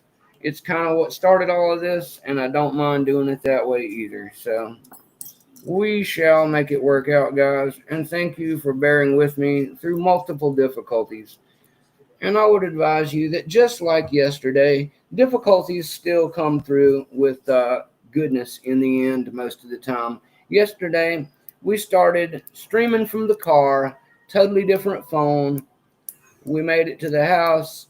We had some good backup from our buddy Wild Billiam, and Wild Billiam was able to take over and help the show out and show us some good stuff until I was able to get good and settled in here at the lab with all of my stuff, which was great because then I was able to get set and pick my 200K lock, guys. So, big shout out again to Wild Billiam for helping me make that happen. Shocker for him. Um, Billiam, you're the hero of the day yesterday. So, I appreciate that, sir. You really pulled my bacon out of the fire yesterday. And because of that, I was able to get my best pick ever done on live and submit it last night.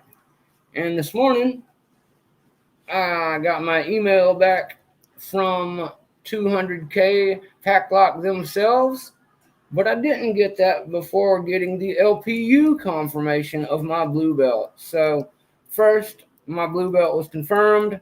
I was sitting here telling everybody about that, super stoked, and expecting that I might not hear from Packlock for another few days at least. And then, lo and behold, just as I was telling Skip about it, Skip asked me, "What about my 200K?" And it's like he channeled them psychically, guys, because just as he asked me about it, I literally saw an incoming email on my phone.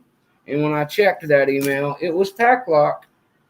Packlock confirming that my 200K video had been accepted and that they would be sending out my 200K patch sticker, uh, the certificate or letter, whichever you like to call it. And I'm really stoked about that, guys. I don't know if I've told you how much it means to me, but let me tell you, Mountain Mick put a lot of work, a lot of practice hours, really late at night, early in the morning, through the day. I only picked those two locks on camera just in case one of them opened, guys. So believe me when I say neither one had opened before. I actually spent more of the time picking this one. And at the beginning of this stream, I joked around that because I was going to have to gut the other one if it popped, I should pick it because it'd have a better chance of happening that way because that's just my luck. Well, as a self fulfilling prophecy, about probably 15 to 20 minutes later, maybe longer, it sure did.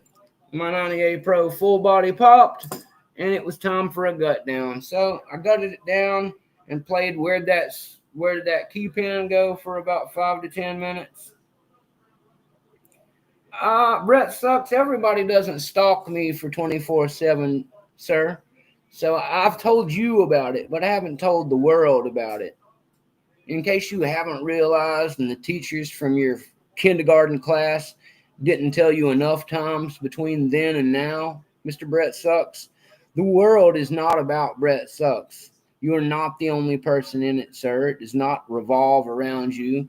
And while the sun of the UK does rise and fall on you, and you do have your own viral channel going worldwide any moment now, I just thought that some of Mountain Mick's other fans and friends would like to know that he accomplished something pretty cool. So thank you for your patience. Sorry for boring you, Brett Sucks. I'll get back to something that entertains the English and their upside down Bibles in just a moment. Love you, buddy. You know I gotta heckle you back, Brett. Anyway, how's it going, Wild Billiam? I was just telling everybody about how much you are awesome, dude. Um, Delbert says that he needs to try the 200K and the 90 Pro. Well, yes, you do, Delbert. If you like cussing a lot and wanting to bend picks and getting a big old nice prize at the end when you finally do pop it, I would highly recommend it, sir. It is a challenge that's worthwhile. You might even pop it really quick, like some people do, and not have to sit here and struggle with it like Mountain Nick. Who knows? I couldn't tell you for sure.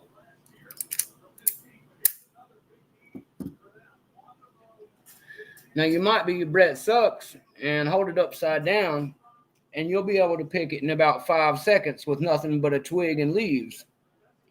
But some of us mere mortals have to do it with picks that were designed to actually do picking. Oh, I know Brett Sucks. I'm not really that stressed, Brett, but this tooth pain, brother, has got me a little edgy, if I'm honest. I've had a nerve pain right here in my super poofy cheek. I can't really squint right here right now because if I touch right here, it feels like my face on the outside is on fire and the inside feels caved in like I had some large man knee me in the face or hit me with a baseball bat. Or if you've ever had a car wreck and hit the wheel with your face really hard, it feels like that. But it's just a little bit of nerve pain. And the swelling has gone down. I've been taking ibuprofen and Tylenol. Hopefully, I won't be autistic by tomorrow from the acetaminophen. I hear that's a thing now. But yeah, Brett, you're good. You know I like to heckle back as well, sir. But yeah, I was actually having a pretty good day and enjoying all of my new accolades and congratulations coming my way until a slight bit of rain on my parade happened. Something popped off in the dog pack as soon as I started my live, and I've been hearing nothing but about that ever since I started here. And it's just kind of a bummer, man. I don't know. I don't like negative energy and people that are my friends arguing and fighting with each other, Brett. So me and you have a good time, giving each other crap. That's the way it's supposed to be, and the English understand that. That's why I love you so much. All you UK pickers get that. A good ribbon is what mates are for. But in America, it's not that way. When people give you a hard time here, Brett, they're not actually being nice like we thought they were. Apparently, they're serious and they're assholes. So I don't know what happened or who it involved. I know one person who was involved, and he's a good friend of mine. So I'm a little upset about whatever the hell's going on. But again, I have to get on with my life and do other things for the moment. And we'll get to the bottom of whatever the hell happened during the 5 minutes I was missing from the dog pack. But anyway, we'll see what happened with that. Like I said, but thank you guys for being here and enjoying the technical difficulties of Mountain Mix Stream. That's another thing, Brett, that kind of irritated me a little bit. I've been on every piece of technology I own since this stream started. First, we started on the good phone, and the audio was crackly. So then we moved to the shitty phone, and then the screen kept dying if I didn't touch it every 10 minutes. So, getting pretty tired of both of those things acting that way. Feedback through the microphone, causing an echo chamber, and all kinds of ridiculousness. I decided the best course of action would be to do what I've been meaning to do on this channel for at least a week now. To start using the laptop that I purposely purchased for this exact reason. So now, the stream that you are currently watching, good old Mokies. The screen that you are currently watching is the laptop. It's a lot easier for me to run the whole channel from here. I can see better. You guys can see better, I hope. And I'm pretty sure it sounds way better, too. Black Smoke Joe and Conky tell me that it's working pretty well. So I think it's safe to say you guys can expect that Mountain Mick will be using this setup henceforth. So I will always be widescreen the way that you like. I might even try picking in a downward direction just for Brett here in a second. And we'll have a good time, guys. I'm sorry it took until 2 hours into the stream to make it a fun time, but here we are. So let's have a good time. We got good audio visual now, and everything's set up for a good picking time. Dinner probably coming up before too long. And if I had to guess, I'd say maybe there's some Monday Night Football about to start. Is that right, Papa Mick? Sweetness. Monday Night Football too, guys. So there you go. Me and Papa Mick are destined to have a good night. Regardless, there will be pizza and Monday Night Football. And for a poor Irish fellow who's picking with his buddies, that's all I can really ask for until I get back to the missus. Got him. Anyway, I've picked my way through a ton of simple locks here.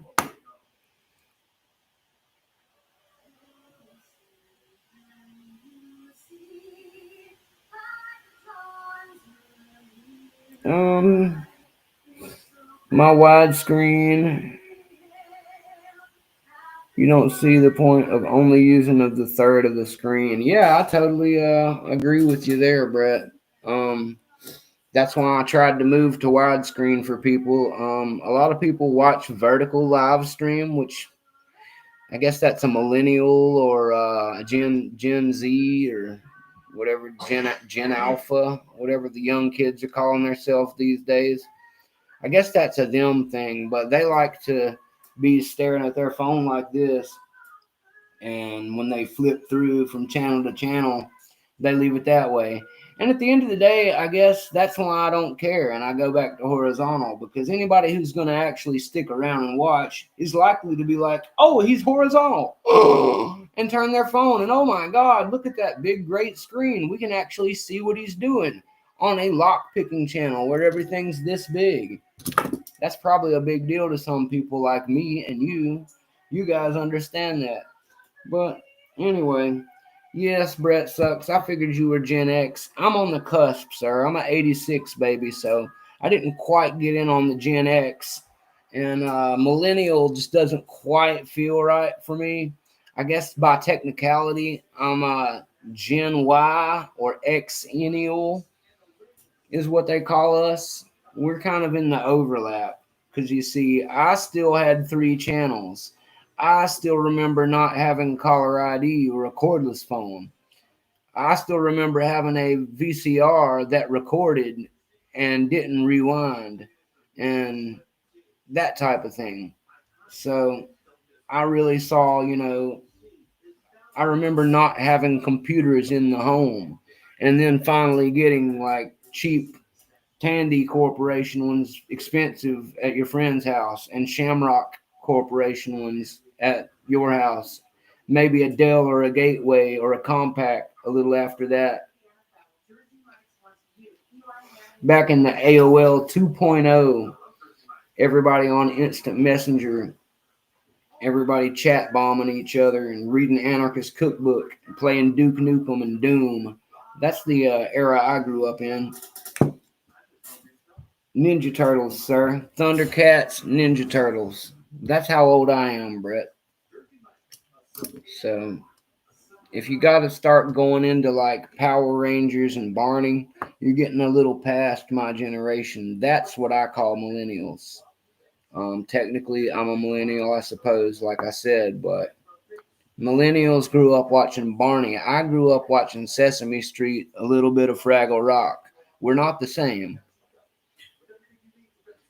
Anyway, let me use a Jimmy pick here. Let's get a Jimmy Mini out and have a little fun with it.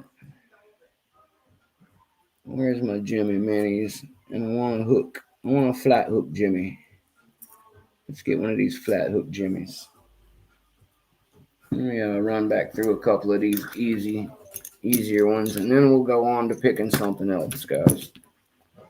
I think for this stream, I may give the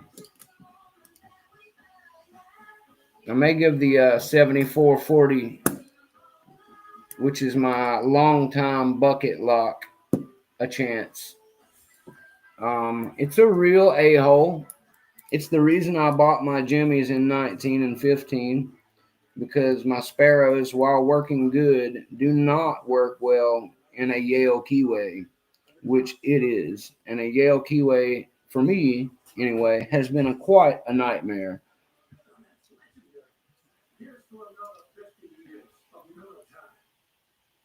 Your first mobile phone took AA batteries and had an REL, a pull-up REL. What luxury! Yes, Swamp Picker. I'm gonna try the 7440. I told if you listened, I did mention earlier that I was gonna play around with it. It's right here. Don't worry. We're getting there. I'm doing warm-ups right now, sir. But that will be the hard lock for the day. I've been on a very successful run lately, so this is my bucket lock. It should humble me back down after my blue belt 200K pop. Either that or I'll be a hero again today. Most likely I will be humbled, but that's okay. I actually enjoy some of the defeat. It just makes it all that much sweeter when it finally pops. So I will continue getting in the mood for just a little longer, and we will take a crack at the Skillcraft Ava 7440. And who knows? I've actually got a twin sister for her right here, Yale Keyway and all. I just got the orange one, guys. The red one I've had for 2 months. I've never picked either one open yet. So we will give that a try, no doubt. And when we do, I make no promises about what will happen, but I will give it my best. I do promise you that.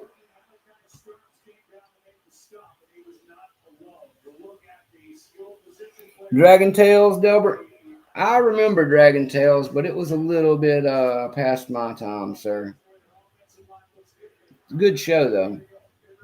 We had Veggie Tales, and that was still not me. That was one of my nieces and nephews' shows.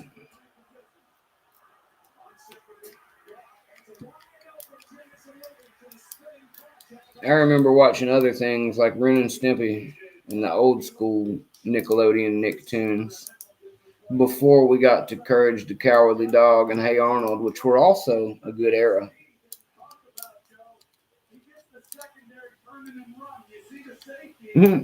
Oh, antenna. Thank you, Brett Sucks. I thought that's what you meant because I actually associated it with like a halo on a TV, which we call an antenna also. So I kind of understood, but I appreciate you translating for all of us just in case. Um, what pick am I using for my Yale Keyway? Well, the answer, Black Smoke Joe, so far has been Jimmy Longs in either a 19 or a 15 gem hook. But I've gotten a lot better since the last time I tried one of these. I will tell you that. I haven't actually even touched one of these in about at least a month. Once I got the A1100, um, I really stopped playing with the Avis 7440 for a while. And then I got the Ace 38 millimeter, and since I beat it and the A1100, I started trying to progressive pin my A1100 and get a hold of a pack lock. And around that same time, I got green belted, and I began to struggle with the pack lock and getting frequent pops on the 1100. So I decided to read that book, Practical Lock Picking, slow it back down, spend some more time at Greenbelt, and get a practice lock and some Sparrows pins, and really go back to teaching myself some basics. And I feel like all of that really did a good job. But then I felt like I was hitting a wall and not getting anything out of it for a long time. But I still practiced and forced myself through it. knowing that the muscle memory would build and take over a little more. And I think that the resume of the last 10 days does pretty good for me. I've had 4 green belt locks that I never opened before open on a live. And then the last one, as you guys know, was finally my blue belt pop on the 200K. So I was happy to finally get some success going after all that practice time, because there was a good stretch of about 2 or 3 weeks straight where I had no new opens and couldn't even repeat some of my older green opens, and was really just struggling and having a hard time with everything I picked. But I continued to be stubborn and battle my way forward, and knowing that I would get better somehow and improve the situation and get my way through it somehow or another. Man, this Magnum doesn't want to open up today. I can usually quint this thing open, guys, but it's not wanting to open today. I am not sure why. I'll try to get it for another second or two, but I'm no rake master. What can I say? I think it's because it's the Magnum M5, and because what I usually use is one of these, the 530. I figured they would work the same, but they don't. The 530, I'm pretty sure will open, but I've still yet to get one of those stupid Magnums to open, and it's literally a 4-pin with no security, guys. I don't know how Master does it with all their sloppiness, but for example, it took me a while to get this 77 line head open.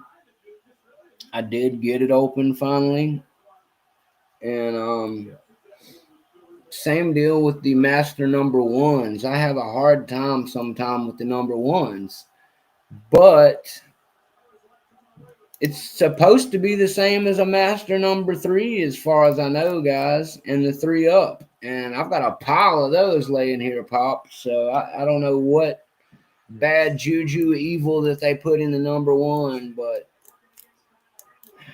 I think they passed it on to the Magnum series, whatever it is. I'm a boomer. We HR puffing stuff and land of the lost. Yeah, Swamp Picker, I've heard of those. You left out Captain Kangaroo. Yeah. Papa Mick says you're about his age. He was born in 57, so Swamp, I'm not sure what your exact age is, but Papa Mick was born in 57. So there we go. Got that one open. So yeah, that's gonna be the last one before we go on in on the 7440, guys. Let's get that cracking. We got a big old pile of warm-up locks here now. That's good enough. But yeah, Papa Mick is from 1957, so it sounds, Swamp, like you and him are probably around about the same age. I'll be 39 in November. I'm an 86, baby. Let me get another fill up on this drink really quick, guys. Looks like the Lions and Ravens tonight. Cool deal. Well, at least there's some decent football to watch. Gorfield? I wish we had a copy of Gorf. That was the bomb. You guys remember that video game? Anybody? Gorf? Swamp Picker, I bet you remember Gorf. I used to play Gorf all the time, but when I played it, it was on Nintendo, because Papa Mick had it on Nintendo. Oh, Brett Sucks says that Papa Mick is 11 years older than he is. Swamp says he's 63, Papa Mick. So, yeah. Close. Damn close.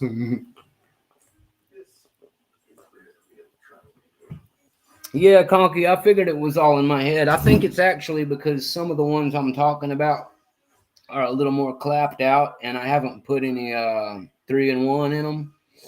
And maybe because they came from other pickers, they weren't new. they may also be clapped out in the spring section, brother. So I just chalked it up to master sloppiness, other pickers crashing them, and lack of good lubrication that I haven't repaired. Because honestly, I should give them a little more love, but I've got so many decent locks that I don't fret when it comes to a white belt master lock or a yellow belt master lock anymore. I've got a ton of them, so the ones that want to be hard to get along with, I pick here and there. Um, I'm more akin to wanting to pick something like this. So, without further ado, that's what we're gonna do. I'm gonna try and get in this 7440. I will say that when I last tried to pick this 7440, the best turner I owned was this FNG 40, guys. I was trying to do it top of keyway with this bad boy, and it barely fits in there because of the deep inset. So, being as I have much better things to work with turners wise these days, I think that's going to give me a little bit of an advantage I used to not have, and it should make a pretty decent difference. It has made all the difference in some of the other locks I've picked recently. So what I'm going to do is go to my old favorite Sparrow's curve turners, which have opened most of my recent. And if I don't like the way they feel, naturally then I will reach for my Reaper turners, because I really, really believe, guys, that between the Sparrows curved and the Reaper set, that you can cover most locks with just those two sets and have really good turners. Delbert.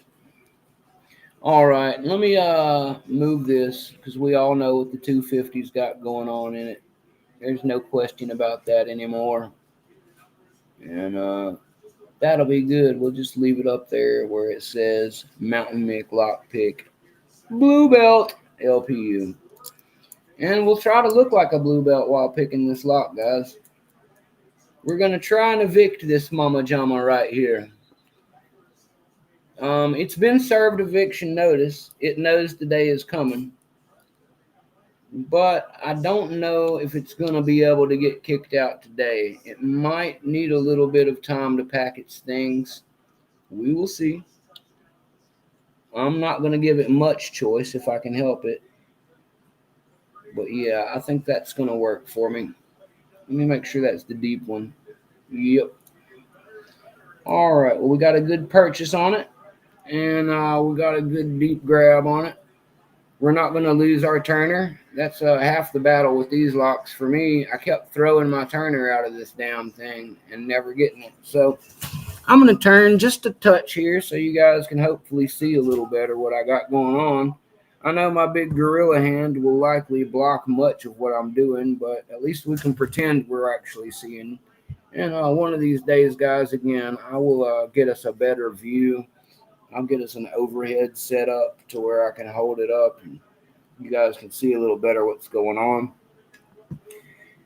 But this is the Yale Keyway one. Let me show the Yale Keyway really quick. This one's the same one. Maybe I can get it in the camera. Oh, yeah. No, I do like that about the laptop. Check that out, guys. When's the last time Mick had a shot of a Keyway that looked that good? Maybe never on the channel, guys. So really enjoy the laptop. Does a great job showing you guys the keyway. That is the Yale keyway for anybody curious. So really stoked about how well that works. Who needs Zoom when you've got a really good webcam, right? Anyway, you can almost see down that thing. The camera's working so good, I feel like. And for Brett Sucks, let me roll this thing over. There you are, Brett Sucks. You can get a good look at it too with no turner in it and with the Bible towards hell, like all English prefer. There you go, sir. Mr. Brett, Sir Brett. Not sure if you've been knighted by the Queen yet, but there you are, sir. Bible down. Notice that it does have the 7440 reading the correct direction when you hold it the way Brett likes, guys.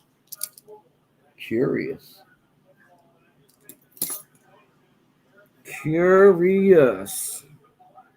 Did you notice that, Brett?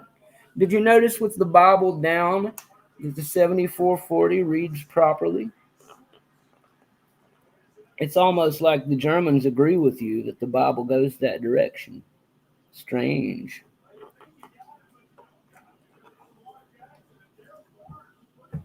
Yep, that's a good look up the skirt. I agree with you there, Black Smoke Joe.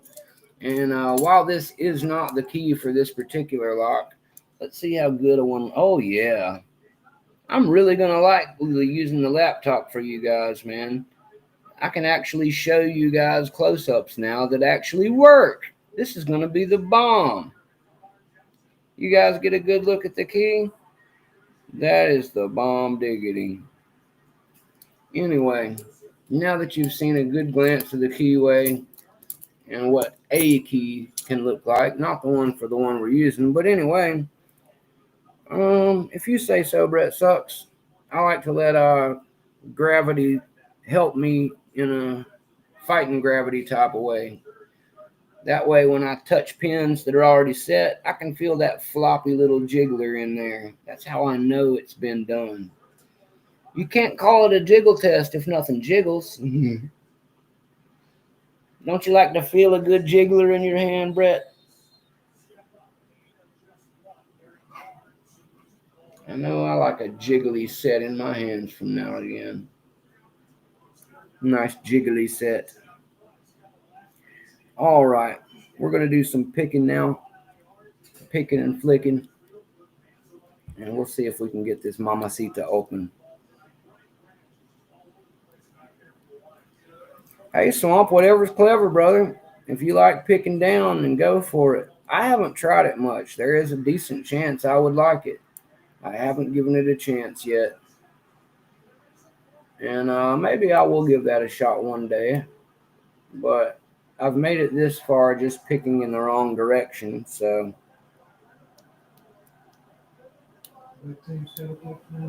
Yeah, Brett, that's one of the things. I know it feels different, so I think I'd have to relearn the feel of it a little bit, but I think it wouldn't take long to adapt to that.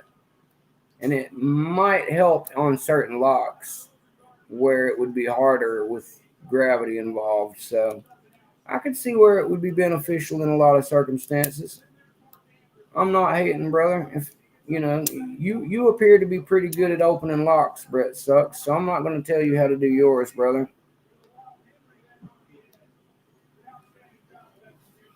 Black Smoke Joe says, with this camera, I'm now certain I can pick your locks from my chair. Well, that's good. I'm glad to hear that, Black Smoke Joe. As I said, Mountain Mix Show will continue from this laptop henceforth. We will never use the phones again unless it's a last-minute emergency until we can get back to said laptop. And I'm pretty stoked about it, guys, because I haven't got to actually test it out yet. And I'm really pleased with how the close-up of the keyway and the close-up of the key itself went. And if that's what I can expect from using the laptop, combined with clean audio, clean visual, and the ability to press the buttons a lot easier on my laptop to change all the banners and stuff, I gotta say, I wish I'd have started this way. I know we're a few months in now, and I've had to do it with whatever we had to work with, but getting this laptop all souped up, revved up, and ready to go for you guys was a very big part of what I've been working on recently, and I'm happy to see the results. Much like my work to improve my belt, I have been working to improve the channel, and through using Restream and using this laptop, I really think we're going to make some good strides on the channel and looking a little more professional here.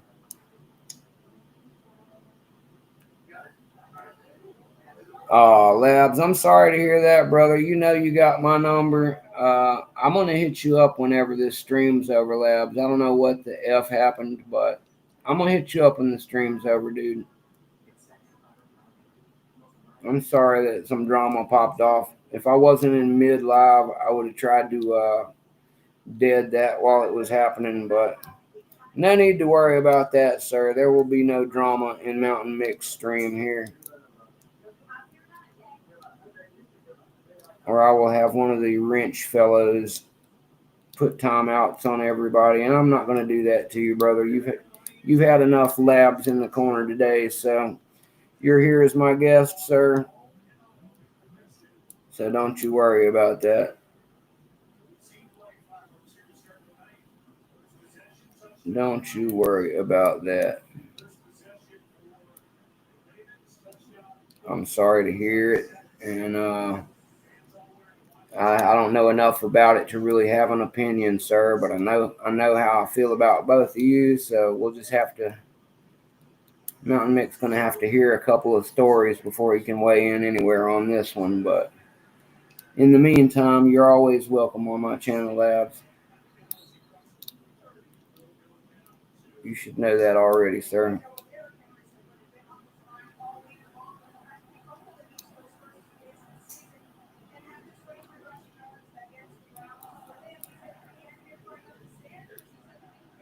Oh, well, I'm sorry to hear that. I mean,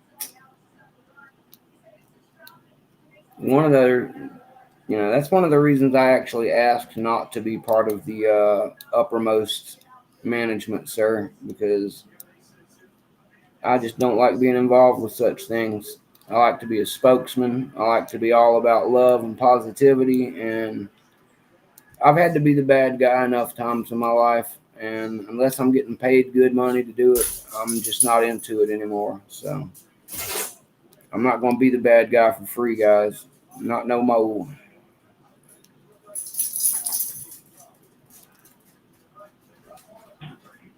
All right, Swamp. Thanks for coming by. Hopefully we'll get this thing open. No promises, but good luck on yours as well, Swamp. My love for you, my brother. Thanks for coming by. With the Monday Night Football in progress, and hopefully my dinner getting cooked here in the not too distant future. Um, all I can really promise is I will try to get this ABIS done. And where are we at time wise here? I don't think it even matters. 2.5 hours. I think I can give you guys another half hour. I think we can make this a nice 3 hour-ish stream here. I'll continue to fight this lock or maybe try the other one. After that, which point I will have some dinner and talk to some people and see what's going on and watch a little football and enjoy my evening. The lock guy, I don't know if the lock guy is still here or not. Lock guy, I'm sorry, I tried to get your package out today, as I was trying to say earlier when we had terrible technical audio and video issues. But yeah, like I said, Papa Mick didn't get out of the house at all today because he was feeling pretty bad all day earlier. He didn't work or anything. He called out of work, so I didn't get to go to my previously planned trip into town. I will be making it by the post office tomorrow and sending your package your way, sir. So, again, I'm sorry for the delay yet again. And I'm doing my best, sir. Life happened, and it's only going to be one more day. I promise you that. I will have it out here tomorrow. It was out of my hands this time, but I've got the postage money. I've got it wrapped up, ready to go. I literally just got to go drop it in the box, brother. So I will have you a tracking number emailed to you tomorrow, and then I will look forward to seeing you get your beautiful Lionhead 77 that you've been waiting extremely patiently for. And much like with Mr. Elroy's Toys package, I did add some more goodies to your package for the wait. But I will have it out of here tomorrow. It's getting evicted as well, so it'll be coming your way. Anywho, so what's everybody else got going on tonight? Oh, thanks, Andrew. I didn't know you were here. Welcome, sir. You guys, we got Andrew Goss in the chat. Say hello to Andrew if you haven't met him yet. I've only been able to watch some of his videos because since he has been making videos, a number of his videos are about building challenge locks. And as at least one of these challenge locks is being meant for me, I have actively avoided watching his channel because that's not really fair. I don't want to see what he makes. I want to try it out, you know. So, in the interest of fairness and proper playing by the rules, I have not viewed any of his videos other than one that he made the other night. Um, Andrew saw that I had got my 200K and blue belt and felt the need to make the lock a little harder, which I appreciate, Andrew. Um, I may not be able to pick your lock. I'm not the greatest ever by no means, but I will appreciate the fact that you sent it to me. Um, I have added, for anybody concerned or curious, I have added a new playlist. My new playlist is called Challenge Locks. And on that playlist, there is currently one video. That video is the one I'm talking about of Mr. Andrew there. He basically made a video after my 200K announcement and blue belt that he wanted to make a little more challenging version of the lock he was going to send me before sending it out. And I'm looking forward to it, Andrew. Thank you for picking me to attempt your challenge lock. I'm flattered and honored at the same time. And I'm looking forward to it, sir. And as soon as I have a cool challenge lock that I either make myself or one that I have that is not listed to go to someone else, I will return the favor, sir, and I will send you a cool challenge lock in return. And I'll see if I can put a couple of other goodies in there with it for you, just because that's the way Mountain Mick likes to do. But I appreciate you thinking to Mountain Mick while making said challenge lock. And I always welcome new friends and new challenges. So thank you very much, sir. And I appreciate you dropping by to hang out in my live. So say what's up to everybody and welcome, sir.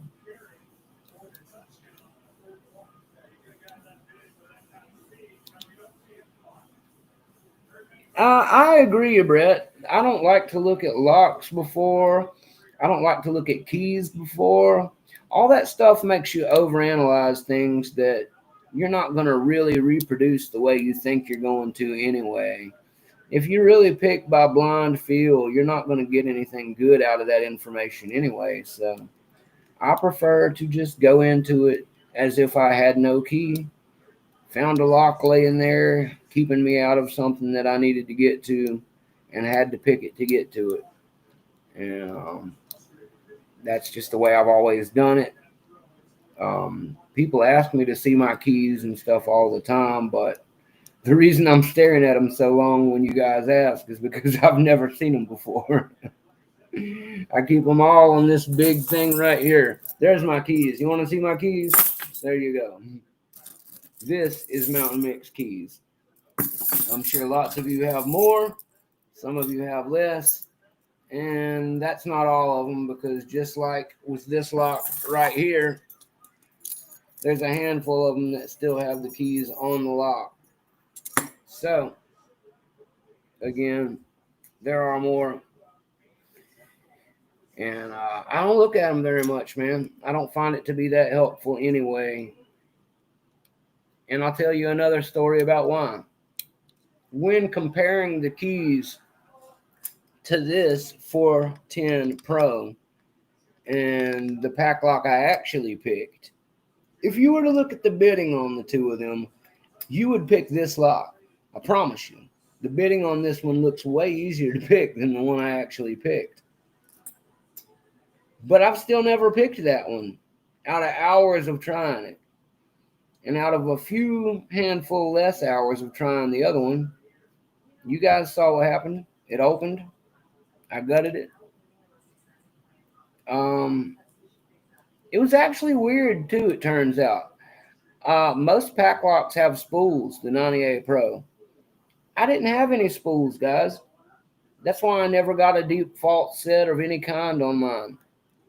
Mine was 6 serrated. All 6 of them were serrated, and then pack locks are always a check pin on that 7th pin. So I had 6 serrated pins and then a check pin in the back.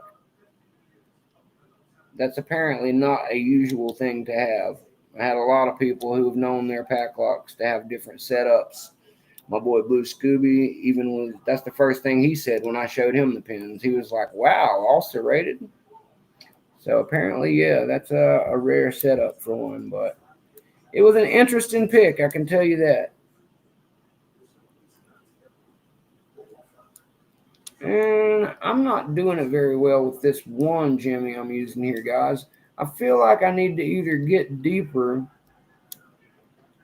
or thinner. So first I'm going to try deeper. And if that doesn't work out, I'm going to try thinner.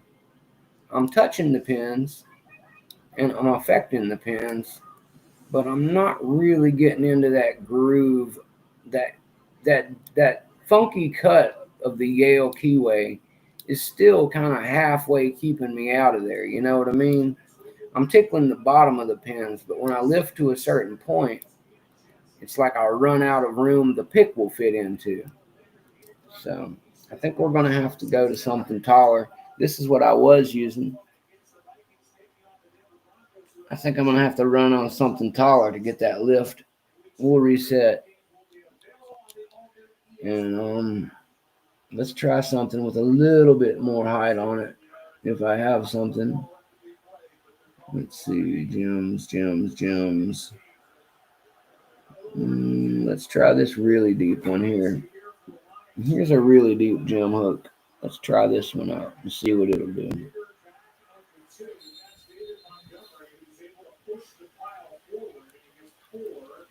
Well, that's a good job. I mean, that's a good sign. I know coming into this game, we talked about the young guards that the Lions have. Brett sucks. I've got a pack lock with just serrated pins, and I've got one with serrated and spool and 3 spools. Oh, okay. Well, cool, Brett. The only one I've seen the guts out of is the one that I gutted after I picked the other night. And of course, because I'm a good boy, I never pre-gutted it. I know people who like to pre-gut their stuff for either progressive pinning reasons or for mapping it out and planning it reasons. Mountain Mick doesn't do that kind of stuff, guys.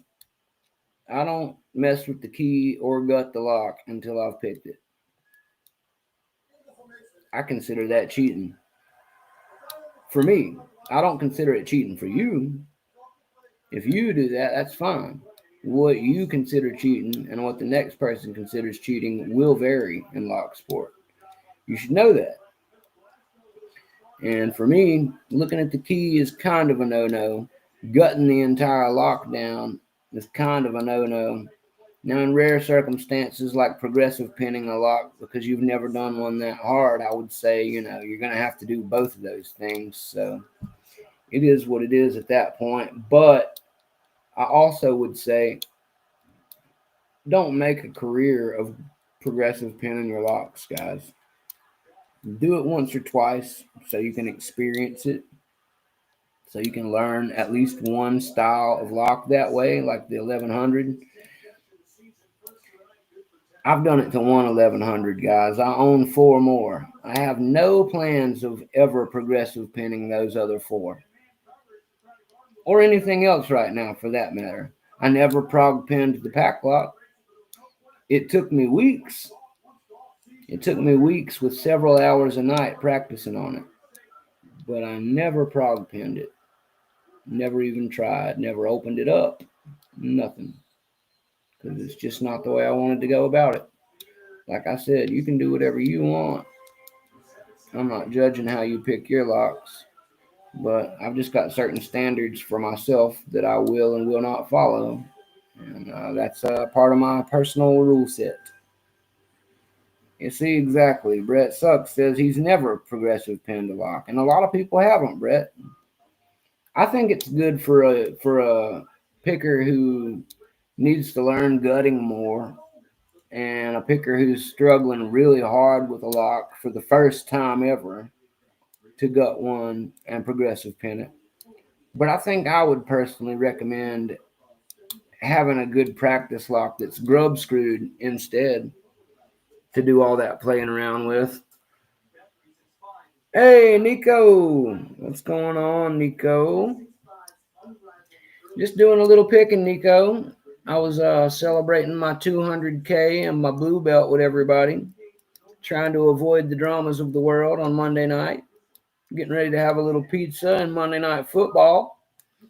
I had a lot of audio visual error going on in the beginning of this stream, so I have broken out Mountain Mix Laptop. So the audio and video you're currently experiencing is from that. I hope you like it. Let me know what you think about the way the show looks tonight, Nico, and the way the show sounds tonight, because I've got a very good intention of leaving it this way permanently from now on. I may add and tweak a few things, but I think the overall product that I put out in the future will be more like this. So let me know what you think about it, Nico. Thank you. And I'm glad you're here, Nico. You always show up to support me, Nico. You're a great friend. I know everybody can't always be there all the time, every time, and that's okay. I don't expect anybody to do that. But Nico comes out for me an awful lot, as do many of you. So I just want to give some credit where credit's due. I appreciate that. Perfect on your end, huh? What's a good purple lock I would recommend? Haven't been able to find a lot of information on the purple variety. Nico, how do you feel about dimples, Nico, is what I would ask you. Because first, what I would recommend is I've only got two ways forward on purple right now. One is I have two best locks that are SFIC, small format interchangeable core. Now that's a kind of lock that you have to pick to control or to open. And you only get blue belt for one and purple for picking both, regardless of which one you pick.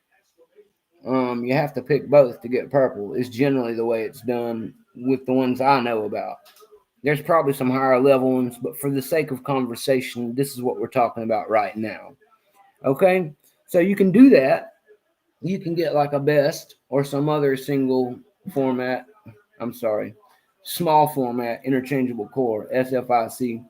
You can try something like that, but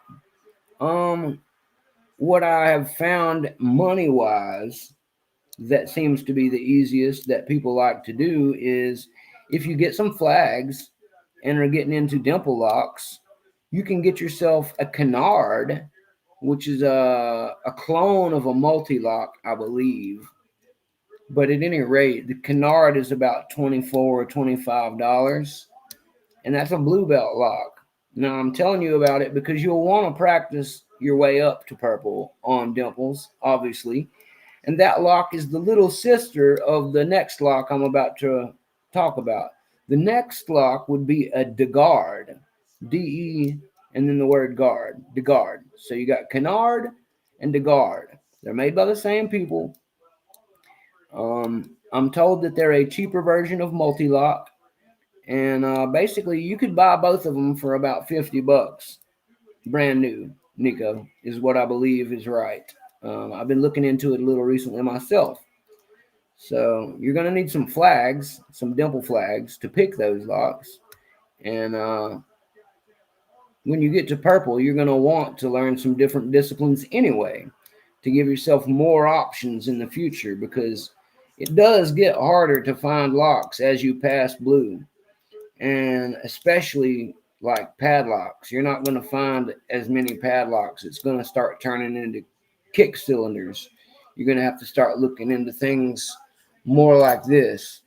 You're going to need little kick cylinders like a Yale or a ESA, Abloy type stuff. That's going to be all you find once you get into the higher belts. And for that reason, many people like to go ahead and get into dimples. I would recommend doing that myself because that's what I'm about to try and do. Get yourself some easy dimples to try first, which is what I've done. Mr. Happy, a good friend of mine who many of you know, sent me this dimple that I have prepared here at the side. It is a little dimple like this. Check out how much better my keyway shots look, by the way, Nico. You can actually see this lock, can't you? Isn't that awesome? I'm really stoked about using the laptop and how much better I can show these locks now, guys.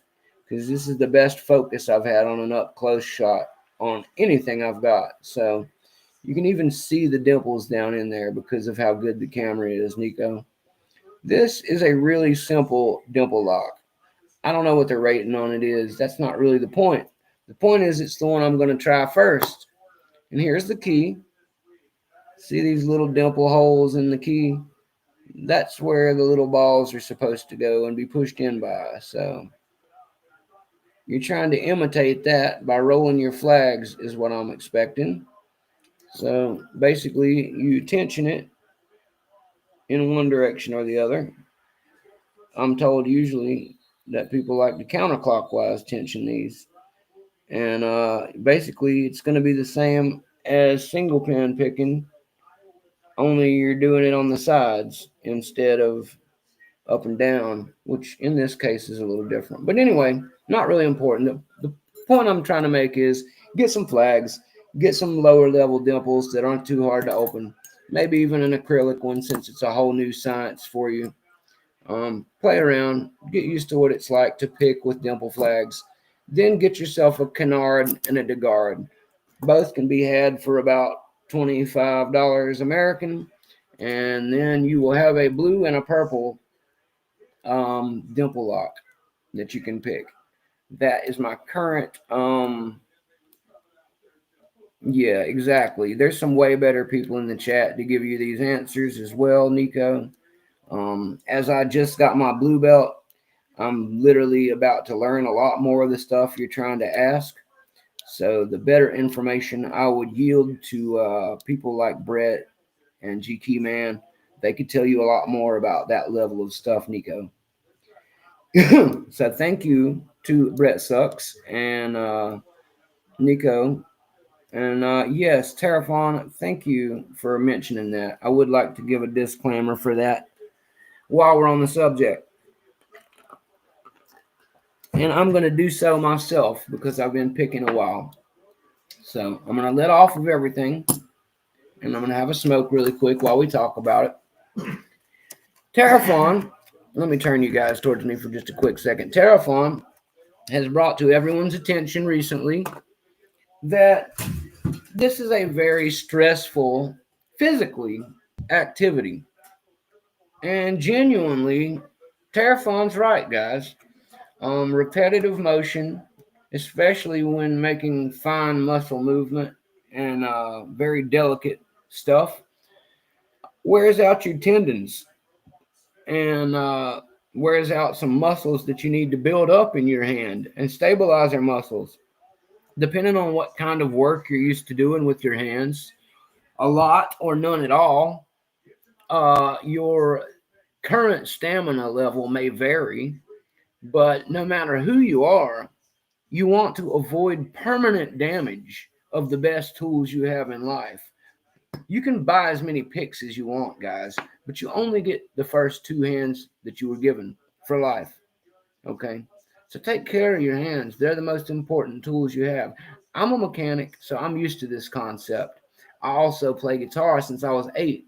So again, I've become very familiar with this concept. I have pretty big hands.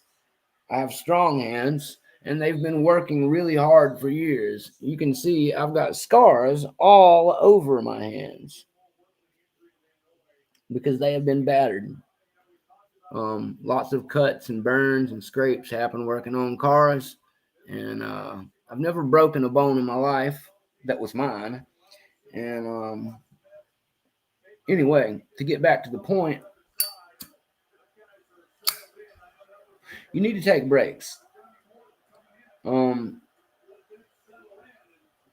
Just like with watching a screen too long for your eyes, doing too much picking with your hands will lead to the same problems you would find with anything like writing or typing. You can develop arthritis or what's the other, tendonitis. Lots of different issues like that. Um, you can have lots of muscle spasm issues. You can tear tendons over time, much like with plantar fasciitis in your foot, but more like in your hand tendons. You can cause hyperextension, all kinds of nasty stuff, guys. So it really doesn't matter that we cover what can happen to your hands. What matters is understanding how it affects your physiology. Everywhere from about your elbow down, muscles are actually working while you're picking, guys. If you pay attention to my sleeve here, you'll see that even as I move just my hand around here a little bit, all these muscles up my arm to my elbow in both sides of my forearm are working. All the muscles in my wrist are working. Carpal tunnel syndrome was one of the others that I was trying to think of, guys. So over time, you're stressing all these areas. How you hold your items has an effect on that.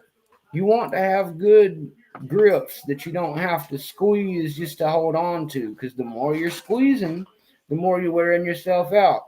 The more vibration you have from certain tools. These won't do it, but let's say you were using an electric pick. An electric pick's like a jackhammer on a smaller level or a drill. And when you play with these tools that you're doing locksmithing with, you'll get fatigue from that too. Vibration wears your muscles out, guys. Trust me, I've done a lot of construction work. That stuff's hard on you over time. So there's a lot of things that get worn out. So what can we do about this? Well, one is we can take breaks. The more that you rest all of these things, the more chance they have to heal back properly. Number two, posture, guys. The way that you sit up and the way that you hold things, is important to that. You make sure that you're not straining any part of your back, your shoulders, or any of that when you're picking. Don't pick hunched up over a table, and don't pick leaned way back either, where you're having to stretch to get to the stuff. Maybe even if you have hand problems or other issues. I was actually talking to Lockpicker 1969 today. He said something about my Harbor Freight vise that got me a little triggered. I was just playing around with him. He knows I love my cheap poor man's vise. He's a bit of a vice snob. That's okay. We're both very understanding guys. But it spurred a conversation with us, as it usually does. And we were talking about how he actually has some hand problems to where he basically needs the vice to help compensate for some of those problems, guys. So again, a cheap vice, or especially he likes a Panavice 350, which is the best vice money can buy. That's why we were laughing with each other, because this is a $16 vice, whereas his setup is probably closer to 160. So does it have some more angles and attachment options? Absolutely. If it were for free, would I take it instead of this one? Probably. But I bought a lot of tools that I could buy multiple times over for the money I didn't spend on this vice, guys. So, everybody's needs and budgets vary. So just like with tools, your vice thing is going to vary too. And he was basically saying that if you are having problems with cramps in your holding hand, this isn't going to help your pick hand as much, guys. But if your holding hand is cramping up from clutching the lock all the time, get you a vise, and you're really going to get a lot better sensation out of that. You can rest your hand on the vise. You can move it on the table in a way that you can actually prop your whole arm up there and lean on the table a little bit. And all of that's good for posture, guys, as long as you get your setup right. If you do these things, you're going to get a lot better, longer time to pick without exhaustion or elements causing you to have these issues. You'll get different feedback from different things in the vise. And we were talking about that too. But the point I'm trying to make here is that the vise can save you from a lot of left-handed stress. The picking, you can save a lot of stress with the way you hold the pick. Hold it in a way where you don't have to grip it or clutch it a lot. Just like the driving the steering wheel, guys. You don't want to be clutched to it, or a motorcycle. You don't want to be grabbing it. You want to have a loose purchase on it enough to where it can, float a little bit in your hand. You don't want to be clutching it and making it force the pins go. You want to have a hold of it in a way that you're leveraging and using the lock body and just one of your fingers to kind of get your lifts in that way. Don't force it, because this is a small movement type situation anyway, guys. So, don't overwork yourself trying to move a pin that you only need to move maybe a millimeter. There's no reason to be acting like an Incredible Hulk weightlifter while you're just popping a few pins, guys. So, with that being said, technology, ergonomic handles. Jimmy Long's made these with a scalpel-like handle. He was talking in the chat earlier today about how he got the idea for these mini picks from a dentist. And the way dentists hold them pencil-like some of us, is where he got the idea for making these flip-over Jimmys. It's all because of ergonomics, guys. Ergonomics are why I'm a handle snob, and why my friend Michael, Lockpicker 1969, is a vice snob. Because we both respect the fact that good tools will make up for some of the fatigue. And the longer you can pick, the more you can learn, the more opens you will have. But you want to do it comfortably, not by forcing yourself to overcome adversity in that way. You're going to get enough stress mentally from the stress of trying to open the lock. And you're not going to need extra physical stress because of that. So, get yourself all the things that you can tool-wise to make the process more gentle on you, is my advice to you on that. And as Terrafon said, take breaks. What does that mean? That means for every so long that you pick, take a break. Rest for so long. Go do something else, something that doesn't involve using the same muscles, guys. If you stop picking and then go do some video game playing or something, you're defeating the whole purpose at that point. You're just using the same muscles to do something else. That's not a rest. That's not a break. Take a real break. Go lay in the bathtub and let some hot water loosen your muscles up and really enjoy relaxing. And that's another thing I would say. Use some hot water or some cold compress, depending on where you're at with your stress level. There are easy early warning signs to tell that you are fatiguing. When you start getting a little bit of almost a muscle spasm feeling in your hands and your grip, that's your body telling you it's time to take a break. You've already pushed it past the limit of your stamina. Your stamina is going to grow over time. That's why you need to take a break. Because if you, just like working out, if you push to the limit of your stamina, which is what you're going to do in long practices, you'll reach that point. And when you do, you need to recognize it. That's the important part too. You have to recognize that you need that break. So then when you do recognize it, don't make yourself keep picking, because you can cause irreversible damage. If you strain one of your tendons, you'll be out of picking for a few weeks. You're going to lose your touch and not be as good a picker when you come back a month later from not picking. So if you think that that extra 5 minutes you're forcing yourself to pick is helping you, you're wrong. It is hurting you. And if it hurts you physically, it's going to take you out of your picking for so long that it's really going to hurt your picking skill level, because now you can't practice anymore. Just like an athlete, when you get hurt, you can't do physical therapy, you can't practice full contact. When you come back, you're a little rusty. It's the same way when you're picking, guys. Yes, Brett sucks. Get your fingers insured. If you become super viral like you plan to, they will make you put your hands under contract, Brett. That also means that you won't be able to take care of yourself certain ways anymore, Brett. They'll be like, no, no, sir. We don't want those hairy palms Brett has rocking it anymore. You're going to strain something. We need you picking.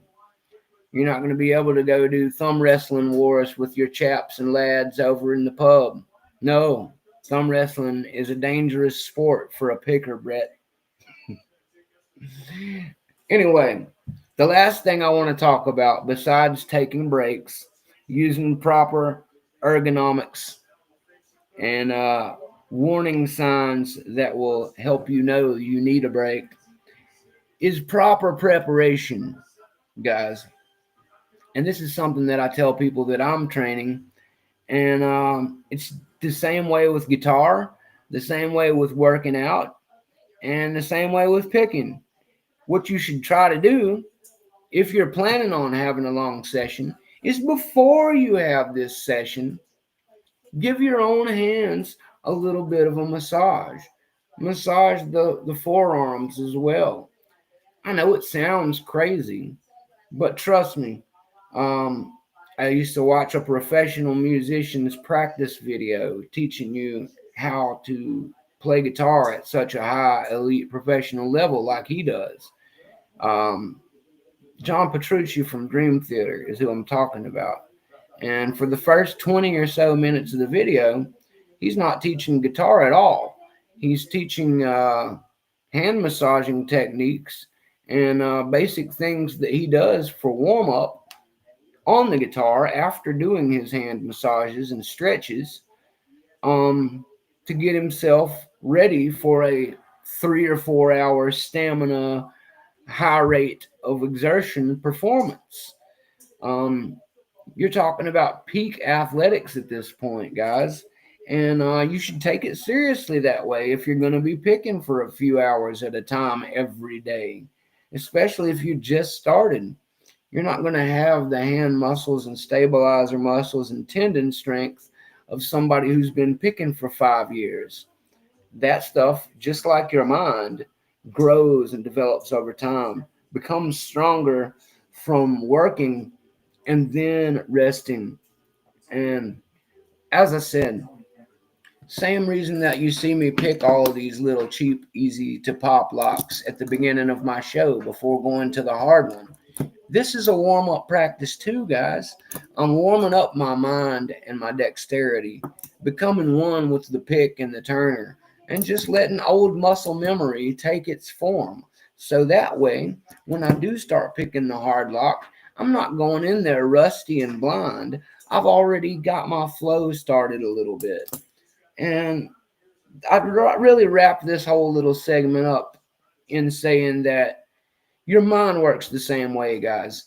When you're still developing the muscles in your hands, but your mind is still focused obsessively on wanting to learn more about picking, don't pick, but keep learning.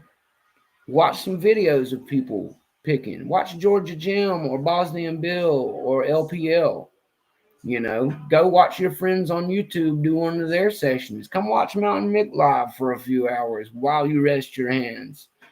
Do that sort of thing. and read. Reading is, fundamental to all learning as far as I'm concerned.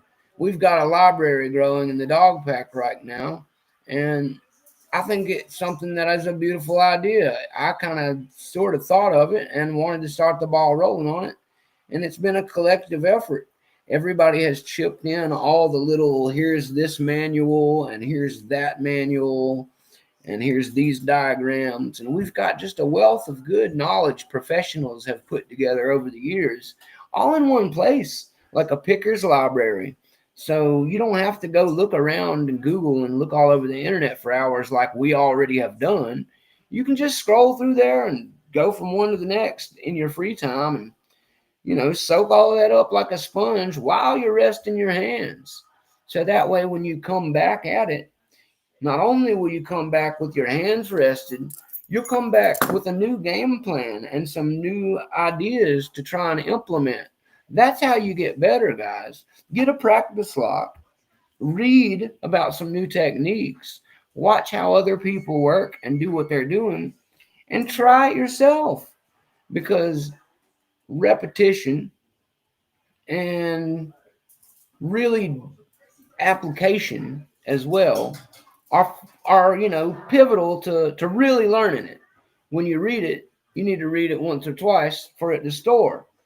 But when you're actually thinking about it and you come back and try it, once you try it and it works, you won't forget it then, because now you've not only read about it, you've made it work. That's application. Application is everything. Now you're always going to do that, and you're developing good habits. That's what learning is, and that's a beautiful thing. So all that knowledge builds up, and so does your skill. The more you practice, the better you'll get. And as less rusty time as you let yourself acquire, the more you'll stay that good. The only other thing I would say about that is some of us are really driven. And what I was wanting to say is two things. If your hands wear out before your mind is tired of learning, that's a good sign for a picker. Why? Because it means that you have patience and drive. You're stubborn, and you're going to need that later on hard locks. So don't take it as a bad thing that your hands are worn out before your will. You just have a strong will. That's harder to develop. Developing a strong will is something you'll get over time, but it's much harder to develop than the hand strength. I can teach you to make your hands stronger, but I can't teach you to stop quitting. So the more no quit that you have in you, the further that's going to take you. But people with no quit sometimes need to be told when to sit down and take a break. I'm that way myself. So watch the signs, guys. Monitor these things and remind yourself that it'll make you better in the long run all the way around if you take that physical break you need. Now, that being said, the second part I wanted to say is do that for your mind too. When your will goes on and you've been studying and studying, eventually, if you don't stop, you will hit burnout. At that point, you're not going to soak in any more knowledge. You'll be reading it and looking at it, and it'll stop storing or making sense altogether. That's burnout, guys. Your mind gets tired too. You need food, hydration, sleep, rest. The thing we've been talking about this whole time. Nourish your body. Give your good hydration, good nutrients, proteins, and things to restore your muscles. Sleep is very important for your patience and will. And as I said, rest, relaxation. And true relaxation means not even just not picking for the day, but not doing anything lock sport related for the day. Broke Picks is really good at getting on me about making sure I take a whole day off completely to just leave live streaming and picking and all of this alone. And he's right, guys. You will hit burnout if you don't do this. Broke cares a lot about people, and he's been doing this for a long time. I really appreciate him looking out for me in that way because he sees in me the way he is about it. And he's done the same thing and allowed himself to hit the wall. And trying to pass on that type of knowledge, take breaks that are real breaks, guys. You will know the difference between when you just need to stop picking and learn some more and when you're just totally spent, when you really just need to take a break from picking altogether. And you should. Don't hang it up for 2 weeks at a time or you'll lose some of your feel. But take a day or two off. And when you do, it'll hit the reset button in a good way. Um, the reset button for your mind is just as important. When you restart your phone or your computer and it starts working better again because you've had it on for 3 days, jogging through all of this stuff that you do on social media and 50 other things, a lot of that stuff clears out of your temporary memory when you reset your phone. Your brain works the same way. Take a rest, take some sleep. Don't focus on these things that you've been trying to learn.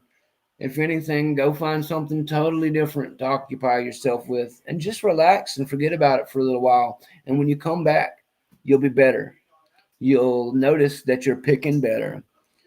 Over time, doing this in a healthy, cyclical way is the proper method. You want to learn, practice, get physical strength built up, mental patience built up, knowledge built up, and you want to rest and let all of that marinate and soak in and reset and then go again.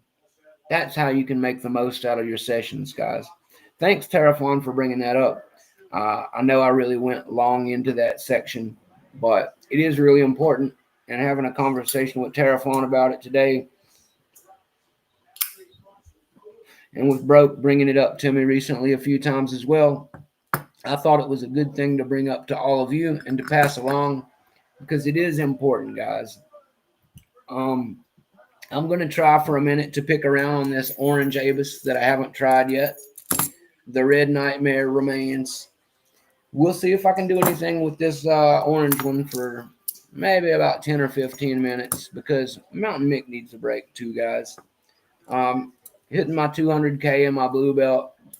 Um, I'm about to start trying a lot of new things as well. As I said, I've got my dimple lined up. I got a couple of Yales pulled out. I've got that Doc Hogmaster challenge lock, and I've got the challenge lock that is coming from Andrew. So after I finish messing with this, I'm going to have some dinner. I'm going to watch some football. I'm going to relax.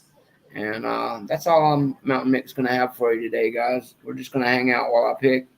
And then we're going to continue on with our lives. But I just wanted to give you guys some good advice that my friends have been giving me about taking breaks, treating your hands right, your arms right, massaging, taking care of things, and just resting and taking that mental break too when you need to.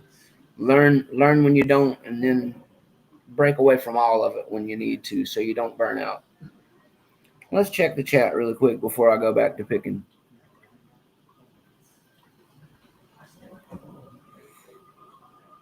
Yes, they do have little toys that you can use for different things. Tell them, Nico. I'm with you too, Brett.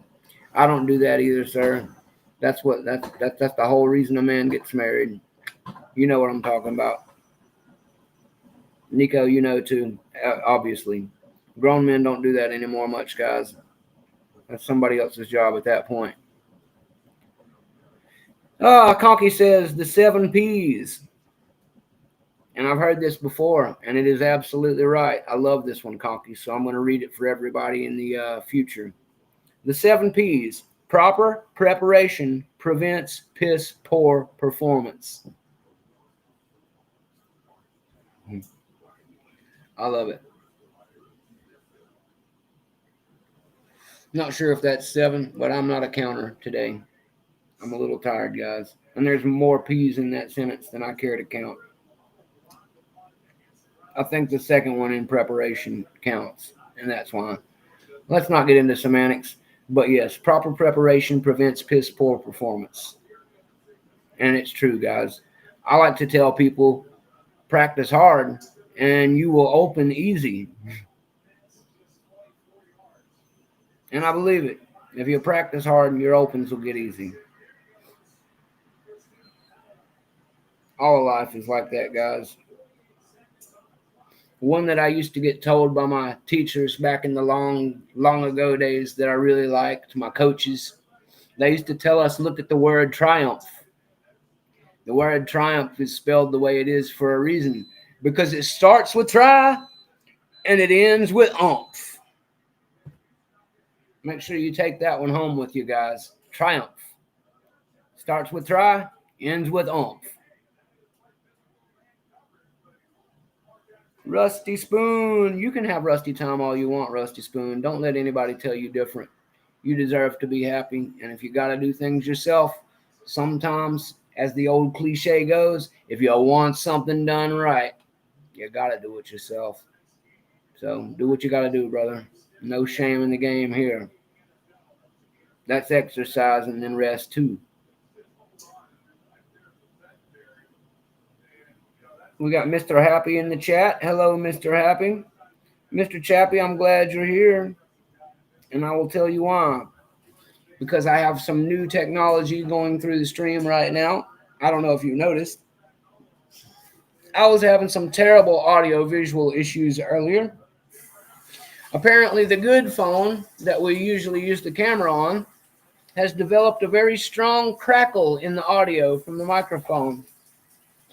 Well, the other phone I used to splice in the video and then use the microphone on it and use this for still the good camera.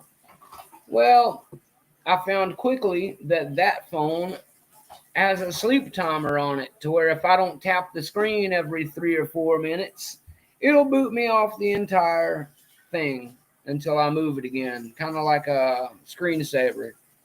That's a real pain in the butt for somebody who's got both of their hands full of lock stuff. So I did what I should have done the day I got this thing back from the tech shop. I broke out the old laptop, and we've been streaming ever since on the laptop. So this is what widescreen with Mick being able to play with all the controls easily down here, see all of this. And I could put the chat up on the side too if I want, but I'm using this for a nice monitor. And I think that everybody's pretty happy with the new audio visual from what I can tell. Yeah, I'm aware that you can turn it off, Mr. Happy, but do you really want to go back to the crummy video on that phone? Let me show you something before you answer. Look at the keyway on this lock, Mr. Happy, and see if you like the video here. Have you ever seen Mountain Mick show a keyway like this before, Mr. Happy? Has it ever been so beautiful and clear? Also, let me flip it upside down so Brett Sucks doesn't have a seizure or think that the world has turned upside down. But look how clear that is, Mr. Happy. You could pick it from your seat right now, I bet. What do you think about that? You do like this view. Yeah, I thought you'd say that. Well, let me show you something else, Mr. Happy. You know how I usually put something up behind the key, like my cue card here? I like to put behind the key and then put some light behind it. Well, I think this camera is so good that you're not going to need that anymore, Mr. Happy. Look at this key. I bet you can actually see it this time. I bet it's so good you don't even need the backdrop. You can even see Mountain Mick waving at you in the background while you look at the key and its bidding. So, I think that we have moved into a better production of Blue Belt Mountain Mick. Thank you. And Blue Belt Mountain Mick wants to have some higher quality audio visual for his audience. So, henceforth, we will be a full widescreen view where you can see Mick, all of his stuff, and a good shot of what he's messing with. Later, we may add in a cool overhead view, so there's a close-up on the locks. But for now, I think this is a good step forward, and I can still get in here and do things like this really quick while I'm just trolling around. I can get in here and add myself a quick banner and say things like,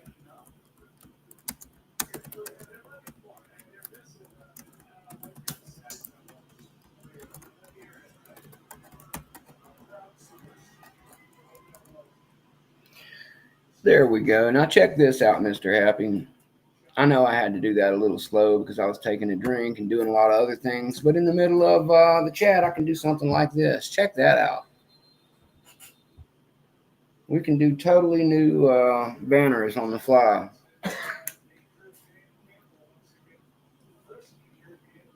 The ring light? I'll have to check that out, Rusty Spoon. I had somebody tell me to try out the Android cam, I believe it was, which is basically patching my phone in through the computer, but as a just secondary camera, not cheating. I cheated earlier and brought myself in as a guest, and that gets a little noisy on feedback and stuff, but I think if I do it through the camera settings on the Android cam, that it'll work better. Anyway, I just wanted to show you guys that we have other features we're working with now. Yeah, exactly. Mr. Happy, joking around, says, I'll send you a copy of that key tomorrow. Exactly, Mr. Happy. It's literally that much better. I could have showed you that key 50 ways yesterday, and you would have had no idea what I was trying to show you until at least the silhouette shot. Now I can wave it around in front of the camera, and you can see every little groove on that thing. And the keyways, man, look at the keyways. Look at this Avis. This is a 4540, guys. You can actually see it. And I don't have to wait for it to focus or do anything weird. I can zoom it in and out and all kinds of stuff. It still looks good. We're never going back. That's all I'm saying. We're a laptop channel now. So to all you guys out there who I said you can make your channel with just a phone or two, I was right. But you can make it better when you get a nice webcam or a laptop. And that is a fact. Pro tip of the day from Mountain Mick, pretend famous YouTuber. Now, I'm going to put this cig out. I'm going to take a little bit of time to try and pick this orange Yale Keyway 7440. And I'll probably wrap it soon after that. But I just wanted to make a few fun times with you guys because that's what we're here to do. And people almost ruined my fun earlier when we started, and I was a little upset. But we're back on track now.